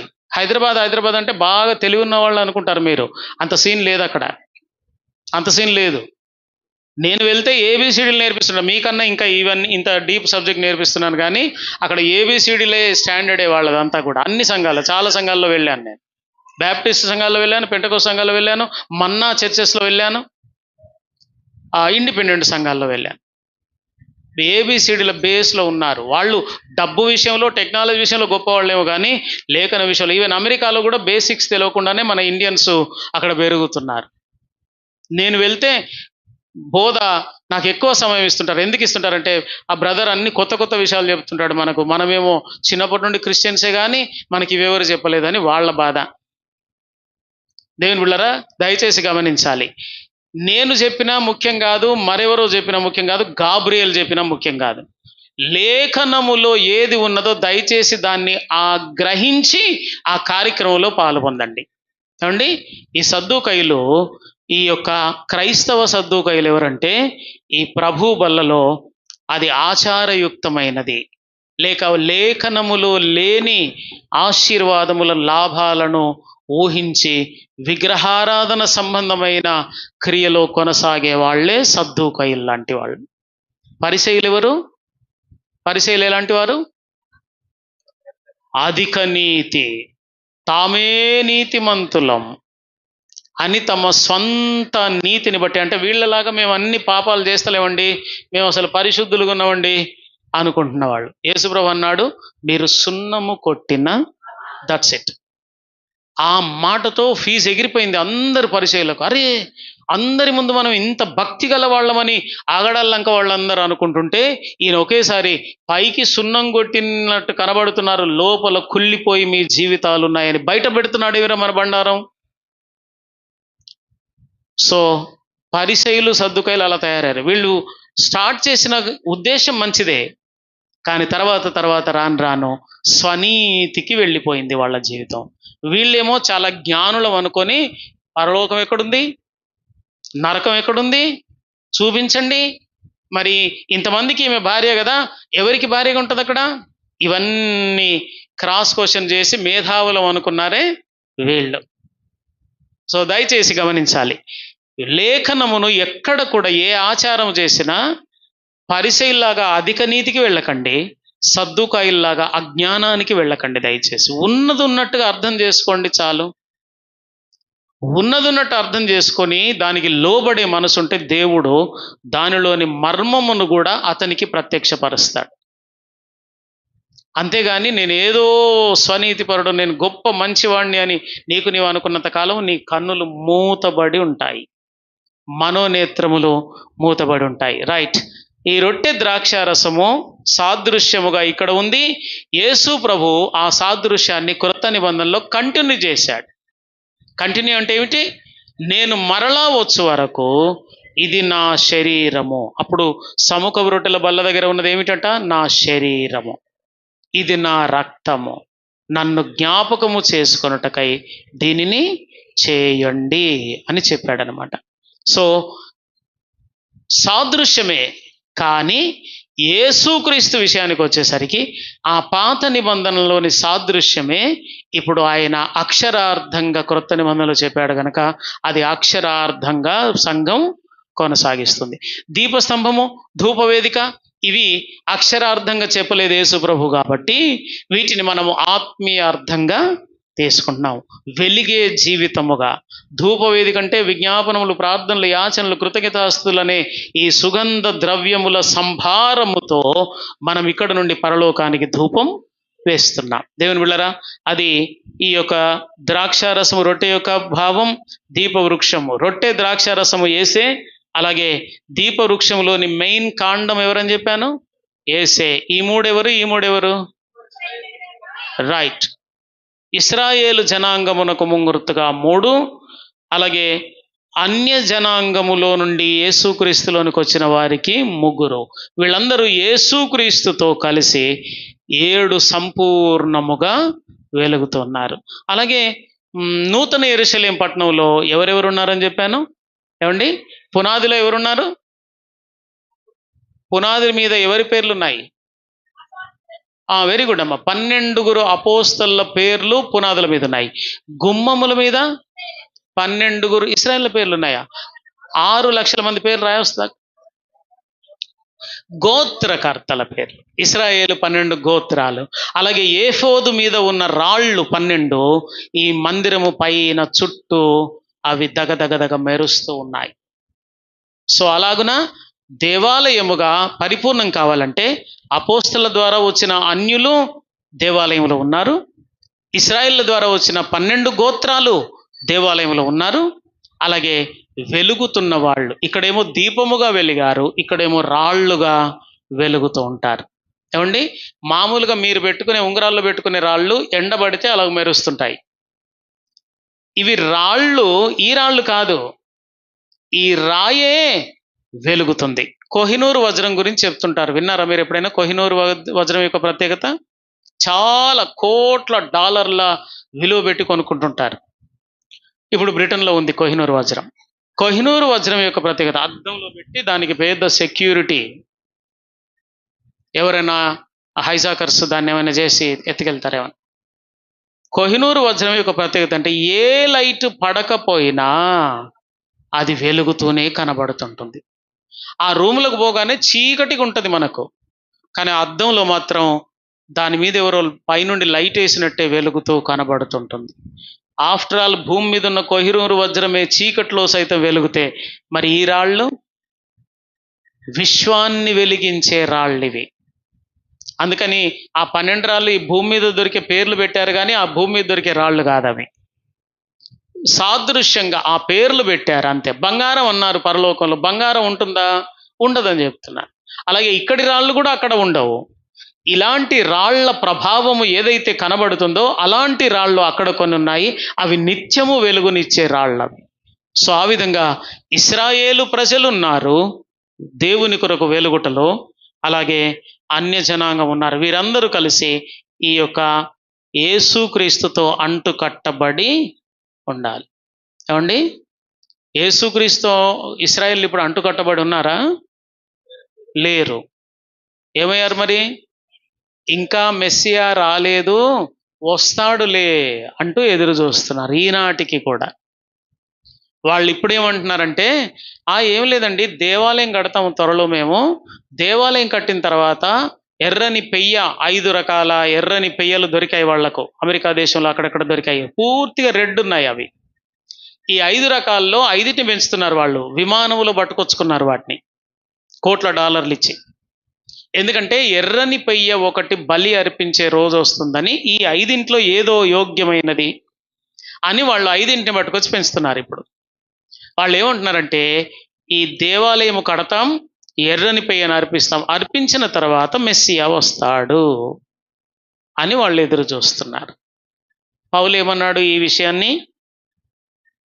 అన్య జనులకు రక్షణ ద్వారములు తెరవబడుటకు ఇశ్రాయేలీలకు కొంత మట్టుకు కఠిన మనస్సు కలగాలి. So God closed the door so that they cannot identify Messiah, because the Gentile people has to enter into this temple. అన్య జనులు కూడా రక్షణలో భాగం కావాలి అంటే వీళ్ళు ఏమంటారు? మా దేవుడే, మా దేవుడే, యేసు మా దేవుడే, మెస్సియా మా దేవుడే అంటారు. కాబట్టి మెస్సియాను నిరాకరిస్తేనే ఈ సువార్త అన్య జనులకు చేరుతుంది. కాబట్టి వాళ్ళు మెస్సియాను గుర్తించకుండా, ఎమ్మాయి గ్రామంలో 2 శిష్యులు ఆయనతోనే నడుస్తున్నా ఆయన ఎవరో గుర్తుపట్టకుండా ఎలాగుందో, వాళ్ళు యూదులే. అలాగే కొంతకాలము ఇశ్రాయేలీలకు కూడా సాక్షార్థంగా 2 పెట్టాడు. వాళ్ళిద్దరికీ చివరి వరకు యేసే మాతో ఉన్నాడు అని గుర్తుపట్టలేదు. ఆయనే పునరుత్థానుడైన యేసు అని, మెస్సియా అని గుర్తుపట్టలేదు వాళ్ళు. చివరికి వాళ్ళ హృదయాలు భగ్గున మండాయి అని వ్రాయబడి ఉంది. సరిగ్గా ఇదే సంఘటన ఇశ్రాయేళ్ల పట్ల జరగబోతుంది. చరిత్ర చివరిలో క్రీస్తు విరోధి తరుముతున్నప్పుడు 1260 దినములు అరణ్యములో వాళ్ళు దాచుకుంటున్నప్పుడు వాళ్ళ హృదయాలు మండి, లేఖనముల వలన హృదయము మండి, యేసు యొక్క స్వరము అర్థమై, అయ్యో మేము 2000 సంవత్సరాల కిందట పోగొట్టుకున్న మెస్సియా అని వారు భగ్గున కళ్ళు తెరవబడి గ్రహిస్తారు, చివరిలో గ్రహిస్తారు. అది సంగతి అన్నమాట. రైట్. అలాగే దీపస్తంభము తర్వాత ధూపవేదిక కూడా యేసుక్రీస్తు ప్రభు. ఇప్పుడు యేసు ప్రభు ఏం చేస్తున్నాడో? ఎక్కడున్నాడు అసలు? తండ్రి కుడి పార్శ్వన ఉన్నాడు. ఏం చేస్తున్నాడు? కాలు మీద కాలేసుకొని, మీరందరు నన్ను చూసినట్టు ఎంతసేపు చెప్తావు చెప్పు, చూస్తాం. ఇంకెంతకాలం ఆడతావు చూస్తాం. కానీ అట్లా చూస్తున్నాడా కిందికి మన వైపు? ఏం చేస్తున్నాడు ఆయన? ఆయన కాలు మీద కాలేసుకొని లేడు సుమా, ఆయన ఇప్పటికీ పని చేస్తూనే ఉన్నాడు. ఏమిటా పని? భూమి మీద 3 సంవత్సరముల పని, పాతాళములో 3 దినముల యుద్ధం, పరలోకములో 2 యుగములు, 2000 సంవత్సరాల ప్రార్థన, విజ్ఞాపన, యాచన. ఏమండి, ఇవి ఆయన జరిగిస్తున్నాడు. అంటే అక్కడ ధూపం వేస్తున్నాడు సుమ. అక్కడ ధూపం వేస్తున్న కార్యమును మొదట జరిగించిన వాడు యేసు. యేసు ధూపం అంగీకరించబడిన తర్వాతే విశ్వాసి యొక్క ధూపం కూడా దేవుని సన్నిధిలో అంగీకరించబడుతుంది. 8వ అధ్యాయము ప్రకటన గ్రంథం 8వ అధ్యాయము. అక్కడ విశ్వాసి యొక్క ప్రార్థన ధూపము ఎలా వెళ్తుందో వ్రాయబడి ఉంది. ప్రకటన గ్రంథం 8వ అధ్యాయం 3, 4, 5 వచనములతో. మరియు సువర్ణ ధూపార్తి చేతితో పట్టుకొని ఉన్న వేరొక దూత వచ్చి బలిపీఠం ఎదుట నిలువగా, సింహాసనము ఎదుట ఉన్న సువర్ణ బలిపీఠం. ఒక్క నిమిషమ్మా. ఇది ఎక్కడి దృశ్యం? యోహాను పద్మాసు ద్వీపములో చెరగా ఉండి ఆయన పరలోకము తెరవబడగా చూస్తుండగా కనబడుతున్న దృశ్యం. ఏం కనబడుతుంది పరలోకంలో అతనికి? సువర్ణ ధూపార్తి చేత, సువర్ణ అంటే బంగారం, బంగారు ధూపార్తి ఒకటి చేత పట్టుకొని ఒక దూత అక్కడ తిరుగుతున్నాడట. తర్వాత ఏం చూశాడు ఆయన? సువర్ణ బలిపీఠము పైన. అక్కడ ఏం బలిపీఠం ఉంది? ఇక్కడ ప్రత్యక్ష గుడారంలో ఉన్న బలిపీఠం, ఇది ఇత్తడి బలిపీఠము. పరలోకంలో బంగారముతో ఉన్న బలిపీఠం. అదేంటి, మీరే చెప్పారుగా బంగారము కాలిస్తే ఆగదని. మరి పరలోకంలో బంగారు బలిపీఠం ఉండడం ఏంటి?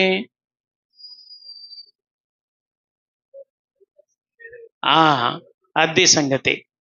పరలోకములో ఇక బలి అర్పణ యొక్క అవసరత ఇక్కడే పరలోకానికి ముల్లోకాలకు జరిగిన చరిత్రను మార్చివేసింది శిలువ కార్యం. కనుక ఇక మరలా అర్పించబడుట ఉండదు గనక నిత్యత్వంలో అది సువర్ణ బలిపీఠం. ఇది చెక్కతో చేయబడిన, ఇత్తడితో చేయబడిన బలిపీఠము.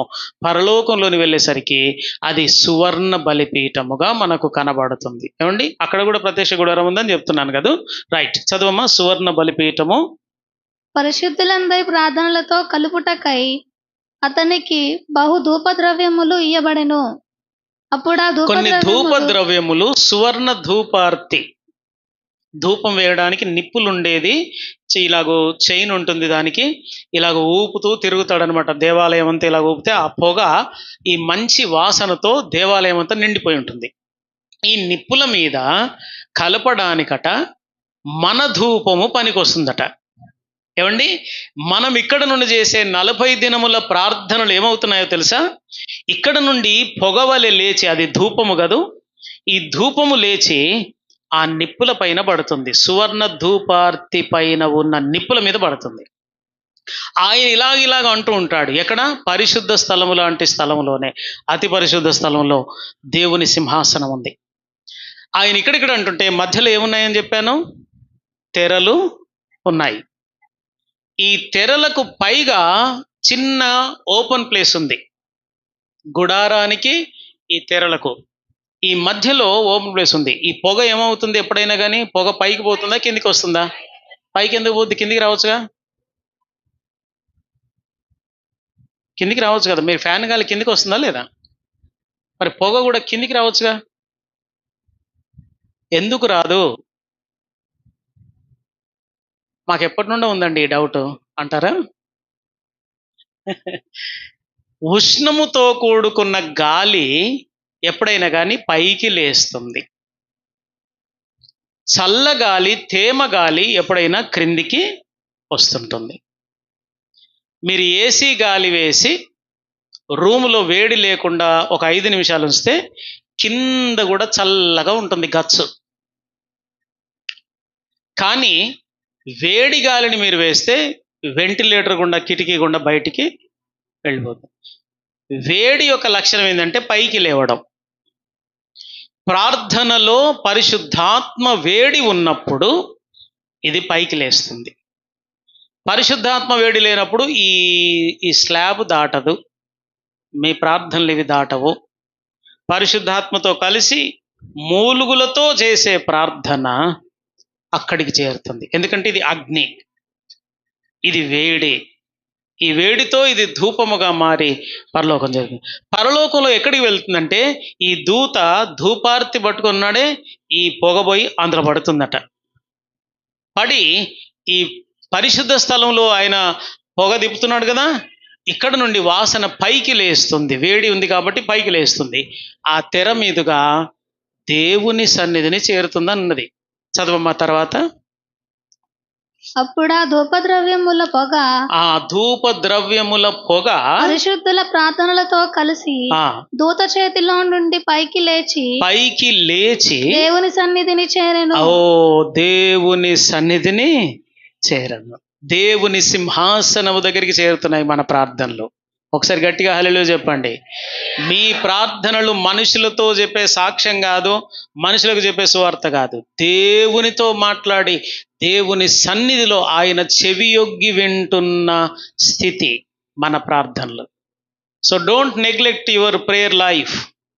మీ వ్యక్తిగత ప్రార్థనా జీవితాన్ని, కుటుంబ ప్రార్థనా జీవితాన్ని, సంఘ ప్రార్థనను దయచేసి ఎవరో ముసలి వాళ్ళు ఇంట్లో ఉంటారే వాళ్ళు వెళ్ళి కూర్చుంటారులే, చాలా తప్పుడు అభిప్రాయం. నీవు నీ దేవుని దగ్గర ఆయన వినడానికి నీ మాటలు కావాలని ఆయన ఇష్టపడుతున్నాడు. మీ అమ్మమ్మ, మీ నాన్నమ్మ, ఇంట్లో ఉండే ముసలి వాళ్ళు, ఇంట్లో ఏ పని లేని వాళ్ళు, వంట వండుకొని అయిపోయిన తర్వాత వచ్చే వాళ్ళ కొరకు కాదు ప్రార్థనలు. దేవుడు నీ స్వరమును వినాలని ఎంతో ఇష్టపడుతున్నాడు. నా పావురమా, నీ ముఖము కనబడనిమ్ము, నీ స్వరము. ఆయన సంఘము యొక్క ముఖమును తనతో మాట్లాడుతుంటే చూడాలని కోరుకునే దేవుడు. సంఘము తనతో మాట్లాడుతుంటే అబ్బా ఎంత స్వీట్గా ఉంది నీ వాయిస్ అని ఆనందపడే దేవుడు ఆయన. ఎంతసేపు దైవజనులు వచ్చి దేవుని స్వరాన్ని వినిపిస్తుంటే వినడమే తప్ప మన స్వరము మన ప్రియుడు వినాలని కోరుకుంటున్నాడు. ఆయనకు మన స్వరం వినిపించట్లేదు. ఎంతమంది ప్రియురాలి సంఘం దేవునికి మీ స్వరాన్ని వినిపించలేని స్థితిలో ఉన్నారు. ఆయనేమో నా పావురమా, నీ స్వరము వినబడనిమ్మో, నీ ముఖము నాకు ఎక్కడ కనబడుద్ది? దేవుని సన్నిధిలోనికి వచ్చి ఆయన వైపు చూసి ఆయనతో మాట్లాడినప్పుడు నీ ముఖము మధురము, నీ ముఖము నాకు మధురము. ప్రార్థన చేసే వాళ్ళ ముఖము దేవుడు ఇష్టపడి మధురమైనదిగా ఎంచుతున్న ముఖం. కనుక ప్రార్థనా జీవితము, ధూపవేదిక మన బ్రతుకులో ఉండాలి. దేవుని సన్నిధి చేరిన తర్వాత ఏమవుతాయట? ఈ పొగ వెళ్ళింది, దేవుని సింహాసనం దగ్గరికి వెళ్ళింది. వెళ్ళిన తర్వాత ఏమవుద్దట? ఏం చేస్తాడమ్మా? అంటే దొరకలేదు, ఇంకా వెతికేసరికి టైం పడుతుంది. ఆ దూత ధూపార్తిని తీసుకొని, ఆ దూత ధూపార్తిని తీసుకున్నాడు కదా అప్పుడే. బలిపీఠము పైనున్న నిప్పులతో దానిని నింపి భూమి మీద పడవేయగా. ఇప్పుడు దేవుని సన్నిధికి ఈ పొగ చేరింది. చేరిన తర్వాత ఏమైందో చదవమ్మా. ఉరుములు, ధ్వనులు, మెరుపులు, భూకంపమును కలిగెను. రైట్. ఇక్కడ దేవుని సన్నిధి చేరగానే దేవుని జవాబు వస్తుంది అక్కడి నుంచి. ఈ ధూపము సుగంధ సంభారము కదా, మంచి వాసన వచ్చే పొగ ఇది. అంబికా దర్బార్ బత్తి కాదు ఏమండి. ఇది దేవునికి ఇష్టమైన 4 పదార్థాలు. నిర్గమకాండం 30:33 4 పదార్థాలు: జటామాంసి, గోపి చందనము, సాంబ్రాణి, గంధపు చెక్క. Very good. ఈ 4 సువర్ణ సుగంధ పదార్థాలు సమభాగములుగా కలిపినది నిప్పులతో, పరిశుద్ధాత్మ నిప్పుతో కలిసి అది సువాసనగా దేవుని ఇంటికి చేరగా ఆయన ఆగ్రానించి ఇక ఆయన జవాబు రివర్స్ వస్తుంది. మళ్ళీ ఎలా రివర్స్ వస్తుంది? ఈ ధూపార్తిని ఆ దేవదూత దేవుని సన్నిధికి ఎప్పుడైతే మన ప్రార్థనలు చేరాయో ఆ ధూపార్తిని భూమి మీదకి ఇసిరేశాడట. భూమి మీదకి ఇసిరేయగానే ఎలాగొచ్చింది అది? ఉరుములు, మెరుపులు, భయంకరమైన ధ్వనితో వచ్చింది. దేవుని జవాబు అంత పవర్ఫుల్గా దిగి వస్తుందని అర్థం. ప్రవచనం కదా అది. ప్రవచనం ఎప్పుడు అలంకార భాషలో ఉంటుంది. ఉరుములు అంటే ఉరుములు కాదు, మెరుపులు అంటే మెరుపులు కాదు, భూకంపం అని కూడా ఉంటుంది. భూకంపం అంటే భూకంపం కాదు. అంత పవర్ఫుల్ అని దేవుని జవాబు అంత శక్తితో దిగి వస్తుంది. అది పరిశుద్ధ స్థలంలో ఉన్న ధూపవేదిక. దీనికి మొదలు ఎవరు? యేసుక్రీస్తే నిజమైన ధూపవేదిక. యేసుక్రీస్తే నిజమైన ధూపం వేసే ప్రధాన యాజకుడు. ఓకే, ఇది పరిశుద్ధ స్థలంలో యేసు. ఆ తర్వాత అతి పరిశుద్ధ స్థలంలో యేసు. అతి పరిశుద్ధ స్థలంలో మళ్ళీ 3 భాగములు ఉన్నాయి. ఏమండి? మందసము, కరుణాపీఠము, కెరూబులు, 3 భాగములు ఉన్నాయి. మందసమును మీరు గమనిస్తే, ఇప్పుడు మాకు పిక్చర్ వెతకలేదు, మేము పెట్టే ప్రయత్నం చేయలేదు, కానీ మందసంలో మనకు 3 ఉంటాయి. తెలిసిన వాళ్ళు చెప్పండి త్వరగా. 10 ఆజ్ఞలు కలిగిన పలకలు. ఏమండి? 2 పదాజ్ఞలు కలిగిన పలకలు ఉన్నాయి. రెండవది మన్నాగల బంగారు పాత్ర. ఏమండి ఏది గీసినా ఆ కప్పులాగే వస్తుంది. మీకు ఏదో బాగా పరిచయం ఉన్నట్టుంది ఆ కప్పు అనుకోకండి. రైట్. మన్నా గల బంగారు పాత్ర. మూడవది అహరోను చిగురించుచున్న కర్ర. ఏమండి మందసము లోపల ఉన్నాయి. మందసము లోపల ఇక్కడ ఉంటాయి అన్నమాట. ఈ భాగంలో ఇదొక పెట్టె. ఈ పెట్టెలో ఈ మూడు ఉంటాయి. ఇందులో ఈ మన్నా ఎన్ని రోజులకు ఒకసారి పాడు కావాలి? సాయంత్రం కల్లా. సాయంత్రం కల్లా వాళ్ళు రొట్టె చేసుకొని తినేసేయాలి. ఎవడైనా నాలాంటి అగడుబడ్డోడు ఉండి నేను దాచుకుంటాను ఒక రొట్టె, దాచుకొని అర్ధరాత్రి నాకు ఆకలి అవుతుంటుంది కదా అప్పుడప్పుడు, నా భార్యకు వినబడకుండా నా పిల్లలు కనబడకుండా లేచి ఎగబడి మాంసం కూరలో కలుపుకొని తింటాను అనుకున్నాడు అనుకో, ఏమవుద్దట? ఎలుక చచ్చిపోయిన దానికంటే భయంకరమైన వాసన వస్తుందట.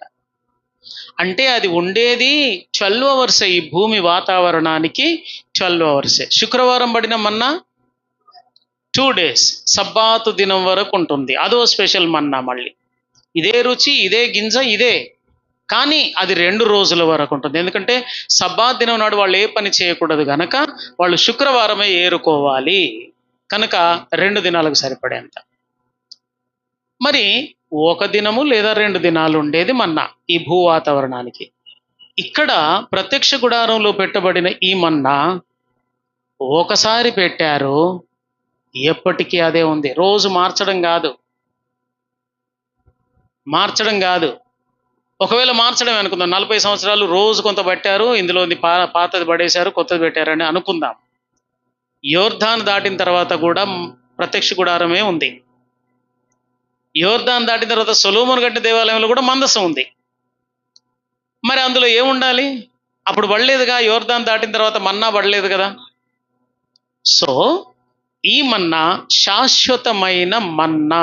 ఒకప్పుడు ఇశ్రాయేలులు తిన్న మన్నా అది శాశ్వతమైన మన్నా అని అర్థం చేయించడానికి దేవుడు ఒకరోజు కంపు కొట్టిన దాన్ని అది సంవత్సరముల తరబడి నిలువ ఉండేటట్టుగా చేశాడు. దీనితో ఇశ్రాయేళ్లకు, క్రొత్త నిబంధన సంఘానికి మన్నా అది పాడైపోయేది కాదు, అది శాశ్వతంగా ఉండేది. కానీ మరి ఎందుకు పాడైపోయింది ఎవ్రీడే అంటే, పాతదాన్ని తినమని దేవుడు కోరట్లేదు, ఎప్పుడు తాజా మన్నానే భుజించాలి. యేసుక్రీస్తును తాజాగా అనుభవించాలి, వాక్యాన్ని కూడా తాజాగా పరిశోధించాలి. ఇంతకుముందు చదివిందే కదా, అది నాకు తెలుసులే, ప్రత్యక్ష గుడారం కూడా నేను చాలాసార్లు చదివానులే, నహి హో సక్తా. ఇప్పుడు చదవండి, మళ్ళీ నేను ఇంత అరుస్తున్నానా?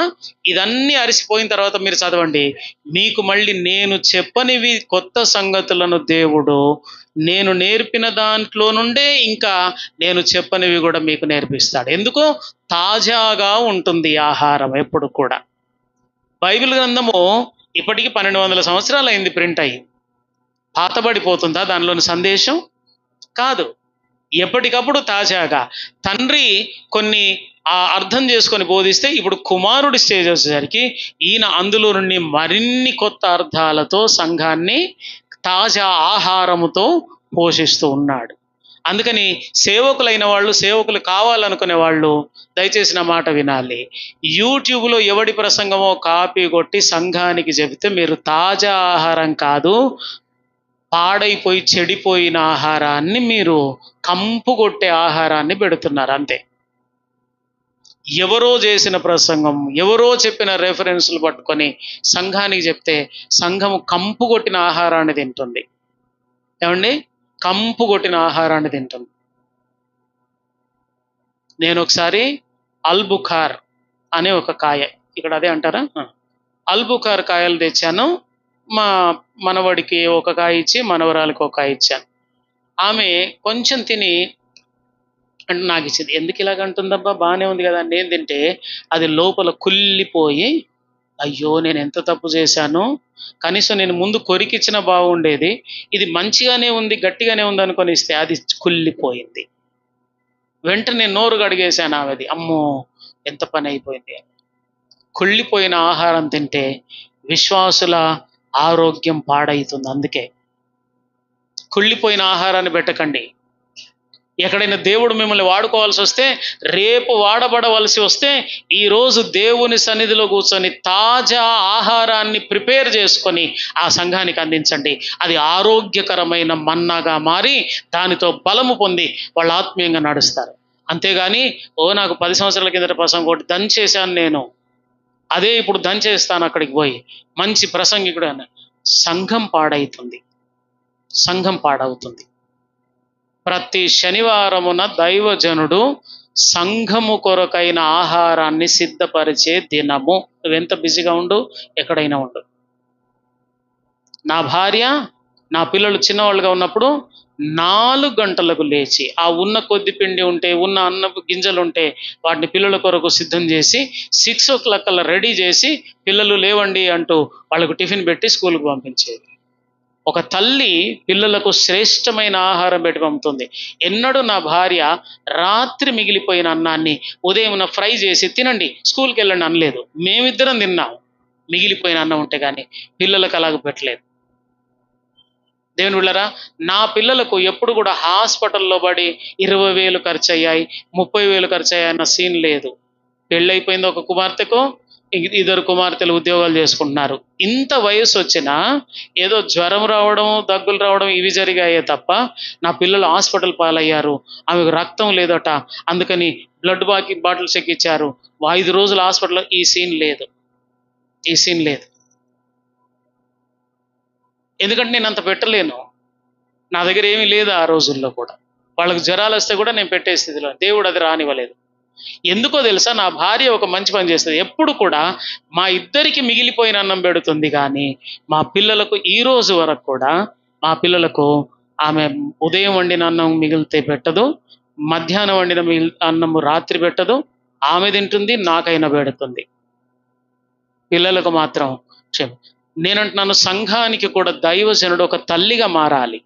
తల్లి ప్రేమ మనలో రావాలి సంఘం పట్ల. నా సొంత పిల్లలు పాడైపోతారని ఎంత మనసు కొట్టుకుంటుందో, నీ సంఘము కూడా పాత అన్నం పెడితే పాడైపోతుంది. యూట్యూబ్లో అన్నం తీసుకొస్తే అది ఫుట్పాత్ మీద అదేమన్నం అంటారు, రోడ్డు మీద స్ట్రీట్ ఫుడ్, ఫాస్ట్ ఫుడ్ లాగా అవుతుంది. ఫాస్ట్ ఫుడ్ మంచిదా చెడ్డదా? అబ్బా, అందుకే ఎగబడి తింటున్నారా మరి మీరు? ఏమండి, ఇక్కడ చెడ్డదని చెప్తున్నారు, కానీ ఇప్పుడు ఏలూరు పోతే రోడ్డు మీద ఆగదా బండి? ఆగడమే. ఫాస్ట్ ఫుడ్ ఎలా చెడో పిల్లలకు రుచి ఉంటుంది, వాసన ఉంటుంది, చూడ్డానికి అందం కనబడుతుంది, కానీ ఆరోగ్యానికి అది ప్రమాదం. మీరు యూట్యూబ్లలో చూసి కాపీ చేసేది కూడా ఫాస్ట్ ఫుడ్డే.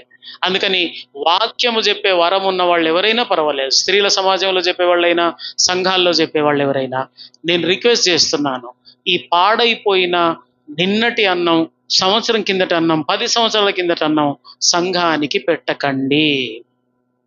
తాజా అన్నము రాత్రి 2 గంటల వరకైనా మోకరించి లేఖనమును పరిశోధించి సంఘానికి అవసరమైన 1 గంట సేపు 45 నిమిషాలకు అవసరమైన హెచ్చరికలు, గద్దింపు, ఆదరణ, ఓదార్పు అన్నిటినీ కవర్ చేస్తూ వాళ్ళకు వండి పెట్టండి.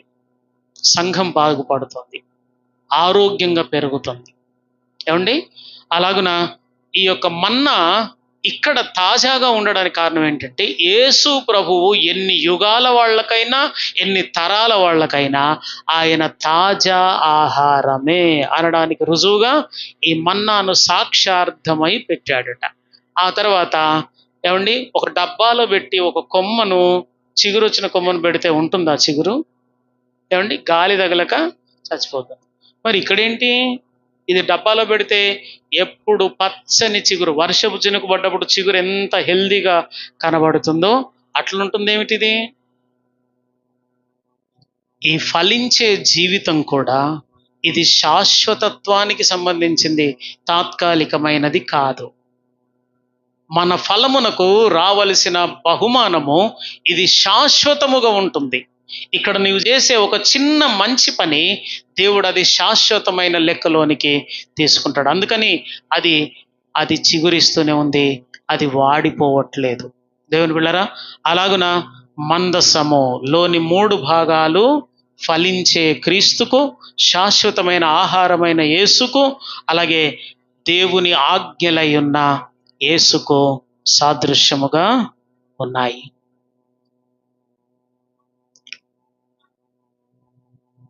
ఇందులో కరుణాపీఠము, మందసము, కెరూబులు మిస్ అయ్యారు.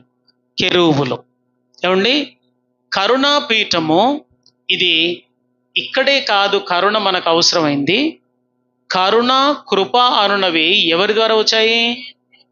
దేవుడి ద్వారా వచ్చాయి. దేవుడు కోపగించుకున్నాడు కదా ఇశ్రాయేలును మరి తప్పు చేస్తే. కృపయు సత్యమును ముద్దు పెట్టుకున్నవి, కృపా సత్య సంపూర్ణుడుగా ఆయన మన మధ్య నివసించాడు. సో యేసు మన దేవుని కరుణకు ఒక పీఠముగా ఉన్నాడు. దేవుని కరుణ వచ్చి అక్కడ కూర్చుంటుంది. లేకపోతే యేసే గనక కరుణాపీఠముగా లేకపోతే దేవుని ఉగ్రత వచ్చి పడాలి వ్యక్తి మీద. కానీ యేసును కరుణాపీఠం. కెరూబులు మహిమ, అధికమైన మహిమను చూపించే లక్షణం. యెషయా గ్రంథం 5వ అధ్యాయంలో యెషయా చూస్తున్నాడు కదా, ఈ కెరూబులు ఏంటి? 2 రెక్కలతో తమ ముఖమును ఎందుకు కప్పుకుంటున్నారో సిగ్గేస్తుందా? ఆయన మహిమను చూడలేని స్థితి. మోషే కొండ దిగి వస్తుంటే ఇశ్రాయేలీలు చూడలేకపోయారు. యేసు రూపాంతరపు కొండ దిగి వస్తుంటే యోహాను, పేతురులు కూడా చూడలేకపోయారు. అది మహిమ యొక్క స్థితి. సో ఇప్పుడు ఉన్నతమైన మహిమను మనకి ఇవ్వబోతున్నాడు అనడానికి సాక్షార్థముగా కెరూబులను అక్కడ పెట్టాడు. సో ఆ మహిమ ఎవరు? యేసే మన ఉన్నతమైన మహిమ, యేసే మన శాశ్వతమైన మహిమ. ఇది తాత్కాలికముగా వచ్చేది కాదు, నిత్యత్వంలో ఉండే మహిమ యేసే.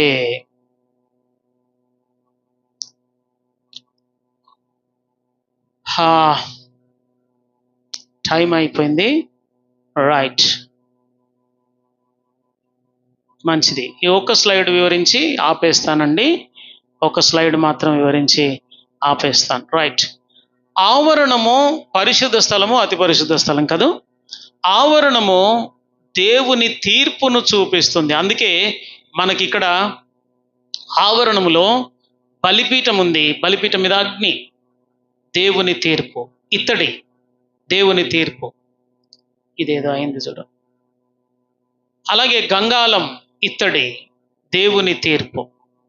సో ఆవరణములో ఉన్న ఉపకరణాలు దేవుని తీర్పును మనకు జ్ఞాపకం చేస్తున్నాయి.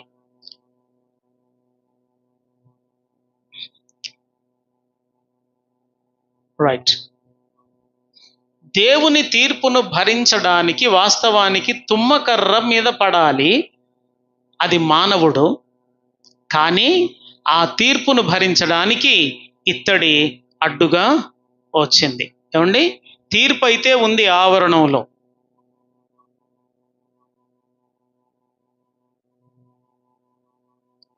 హ్యాంగ్ అవుతుందా?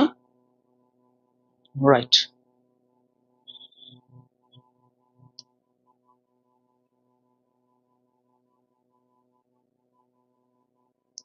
Right, okay.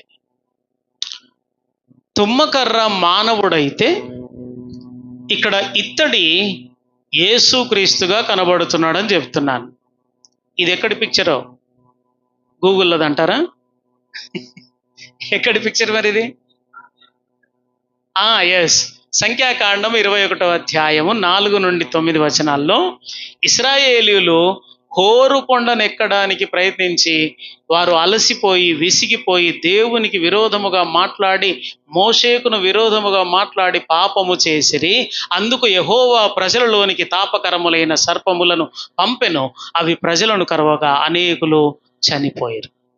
అందుకు మోషే యెహోవా ఎదుట ప్రజల పక్షంగా ప్రార్థన చేయగా, యెహోవా నీవు ఇత్తడి స్తంభమును ఒకదాన్ని ఎత్తి దానిపైన ఇత్తడి సర్పమును పెట్టి ఉంచు. ఎవడైతే సర్పము చేత కరవబడ్డాడో వాడు నిదానించి చూస్తే బ్రతుకుతాడు అని చెప్పింది. ఆ సంఘటన ఇది.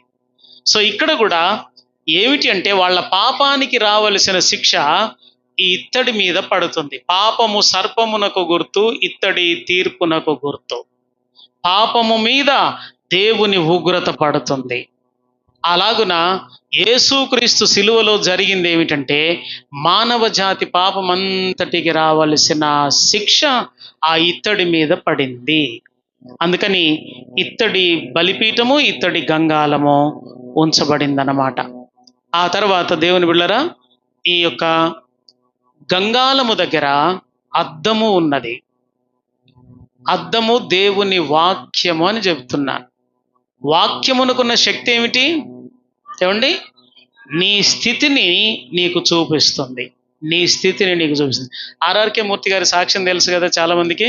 ఏమండి, యూట్యూబ్లో పెట్టారు, వినండి కూడా. ఒకసారి వినొచ్చు, ఒకసారి వినాలి. బైబిల్లో తప్పులు పడదామని ప్రయత్నం చేస్తూ చదువుతున్నాడు. బైబిల్లో తప్పులు పడదామని చదువుతుంటే అది నా బ్రతుకునే చదివిందని చెప్పాడు. దేవుని బిడ్డలారా, ఎందుకంటే ఇది ముందర పెట్టుకున్నావా, నీ బ్రతుకునే చూపిస్తుంది. నువ్వు అందులో ఏదో చూడాలని, ఏదో తప్పు పట్టాలని ప్రయత్నం చేయి, అది నీ బ్రతుకునే చూపిస్తుంది. అది ప్రపంచంలో బైబిల్ గ్రంథానికి ఉన్న ప్రత్యేకత. ఏమండి, వేరే ఏ గ్రంథాల్లోనైనా నా బ్రతుకును, ఇగో నా బ్రతుకుల లోపాన్ని చూపించిందండి భగవద్గీత, నా బ్రతుకుల లోపం చూపించిందండి ఋగ్వేదము, నా బ్రతుకులో లోపాన్ని చూపించిందండి ఖురాన్ షరీఫు అన్న సాక్ష్యం ఒకటైనా ఉందా? ఏమండి, ఎన్నో వందల సాక్ష్యాలు, ఒకటి జ్ఞాపకం వచ్చి చెప్పాను అంతే. నేను వందల మంది బైబిల్లో తప్పు పట్టాన్ని వెళ్ళి వాళ్ళ బ్రతుకులోని తప్పును చూసి ఒప్పుకున్నారు. అంటే బైబిల్ గ్రంథము అద్దము వంటిది. సో ఆవరణములో నీ జీవితం కనబడుతుంది. యేసుక్రీస్తు నీ కొరకు ఎందుకు బలియాగమయ్యాడో కనబడుతుంది. నీ బ్రతుకును చక్కదిద్దే అద్దం కనబడుతుంది. ఇది ఆవరణములో ఉన్న స్థితి. ఏమండి, ఆ తర్వాత ఆవరణములో 3 ఉపకరణములు.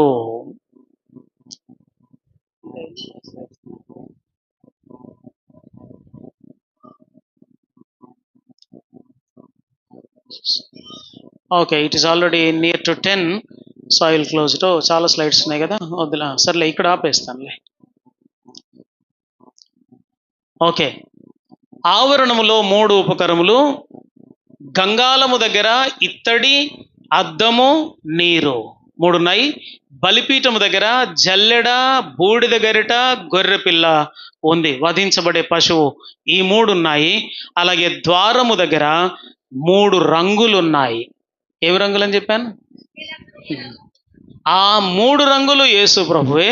ఇక్కడ బలిపీఠం మీద జల్లెడ, ఇత్తడి జల్లెడ యేసు ప్రభువే, ఇత్తడి గరిట యేసు ప్రభువే, గొర్రెపిల్ల కూడా యేసు ప్రభువే. గంగాలము దగ్గర ఇత్తడి యేసే, అద్దము వాక్యమై ఉన్న యేసే, నీరు వాక్యమై ఉన్న యేసే. ఈ విధంగా ఆవరణములో ప్రతి చోట యేసు కనబడుతున్నాడు. వినడానికి బాగానే ఉంది, కానీ నేను మొదట చెప్పాను, ప్రత్యక్ష గుడారము యేసుక్రీస్తునే చూపించట్లేదు, సార్వత్రిక సంఘమును, వ్యక్తిగతమైన విశ్వాసి జీవితాన్ని కూడా చూపిస్తుంది. మరి ఈ 3 అనుభవాలు నీ జీవితంలో జరిగాయా? ఇంకా జరగకుండా ఈ ద్వారము బయటే ఇక్కడే నిలబడిన అనుభవం ఉందా? ఈ ద్వారము లోపల యేసు రక్తము దగ్గరికి చేరుకున్నావా? పరలోక సంబంధి అయిన ఆ యేసు దగ్గరికి చేరుకొని నీవు పరలోక సంబంధి అయిన వారసునిగా ముద్రించబడ్డావా పరిశుద్ధాత్మ చేత? అలాగే రాజులైన యాజక సమూహము, ఊదారంగు నీ బ్రతుకులో స్థిరపరచబడిందా? నా బ్రతుకు యేసు రక్తమును బట్టి రాజులైన యాజక సమూహం. ఈ కార్యం జరిగిందా నీ లోపల? రెండవదిగా బలిపీఠము దగ్గర నీ యొక్క శాపమును మోసిన జల్లెడ, నీ శాపమును తొలగించిన గరిట, నీ పాపమును మోసిన గొర్రెపిల్ల, యేసు నీకు ఈ 3గా ఉన్నాడా లేడా? అలాగే నీ బ్రతుకులో నీ యొక్క ఉగ్రతను భరించి వాక్యమయ్యున్న యేసు ప్రతిదినము నీ జీవితమును అద్దము వలె నీ లోపములను చూపిస్తుందా వాక్యము? లేకపోతే హిస్టరీ చదువుకోవడానికో, ఇన్ఫర్మేషన్ తెలుసుకోవడానికో, బైబిల్లో సత్యప్రకాశం దగ్గర ఇది చెప్పారు కదా దాని సంగతి ఏందో చూడడానికో అందుకు చదువుతుంటే నీ లోపమును అది చూపించదు. అది నాకు అర్థముగా మారుతుందా లేదా అన్నది. అలాగే అది నీకు నీరుగా మారి ప్రతిదినము నిన్ను కడుగుతూ ఉందా? వాక్యపు ఉదక స్నానము చేత స్నానం చేస్తున్న అనుభవం ఉందా? పరీక్షించుకుందాం. తలలు ఉంచండి, కళ్ళు మూసుకొని ప్రార్థన చేసుకుందాం.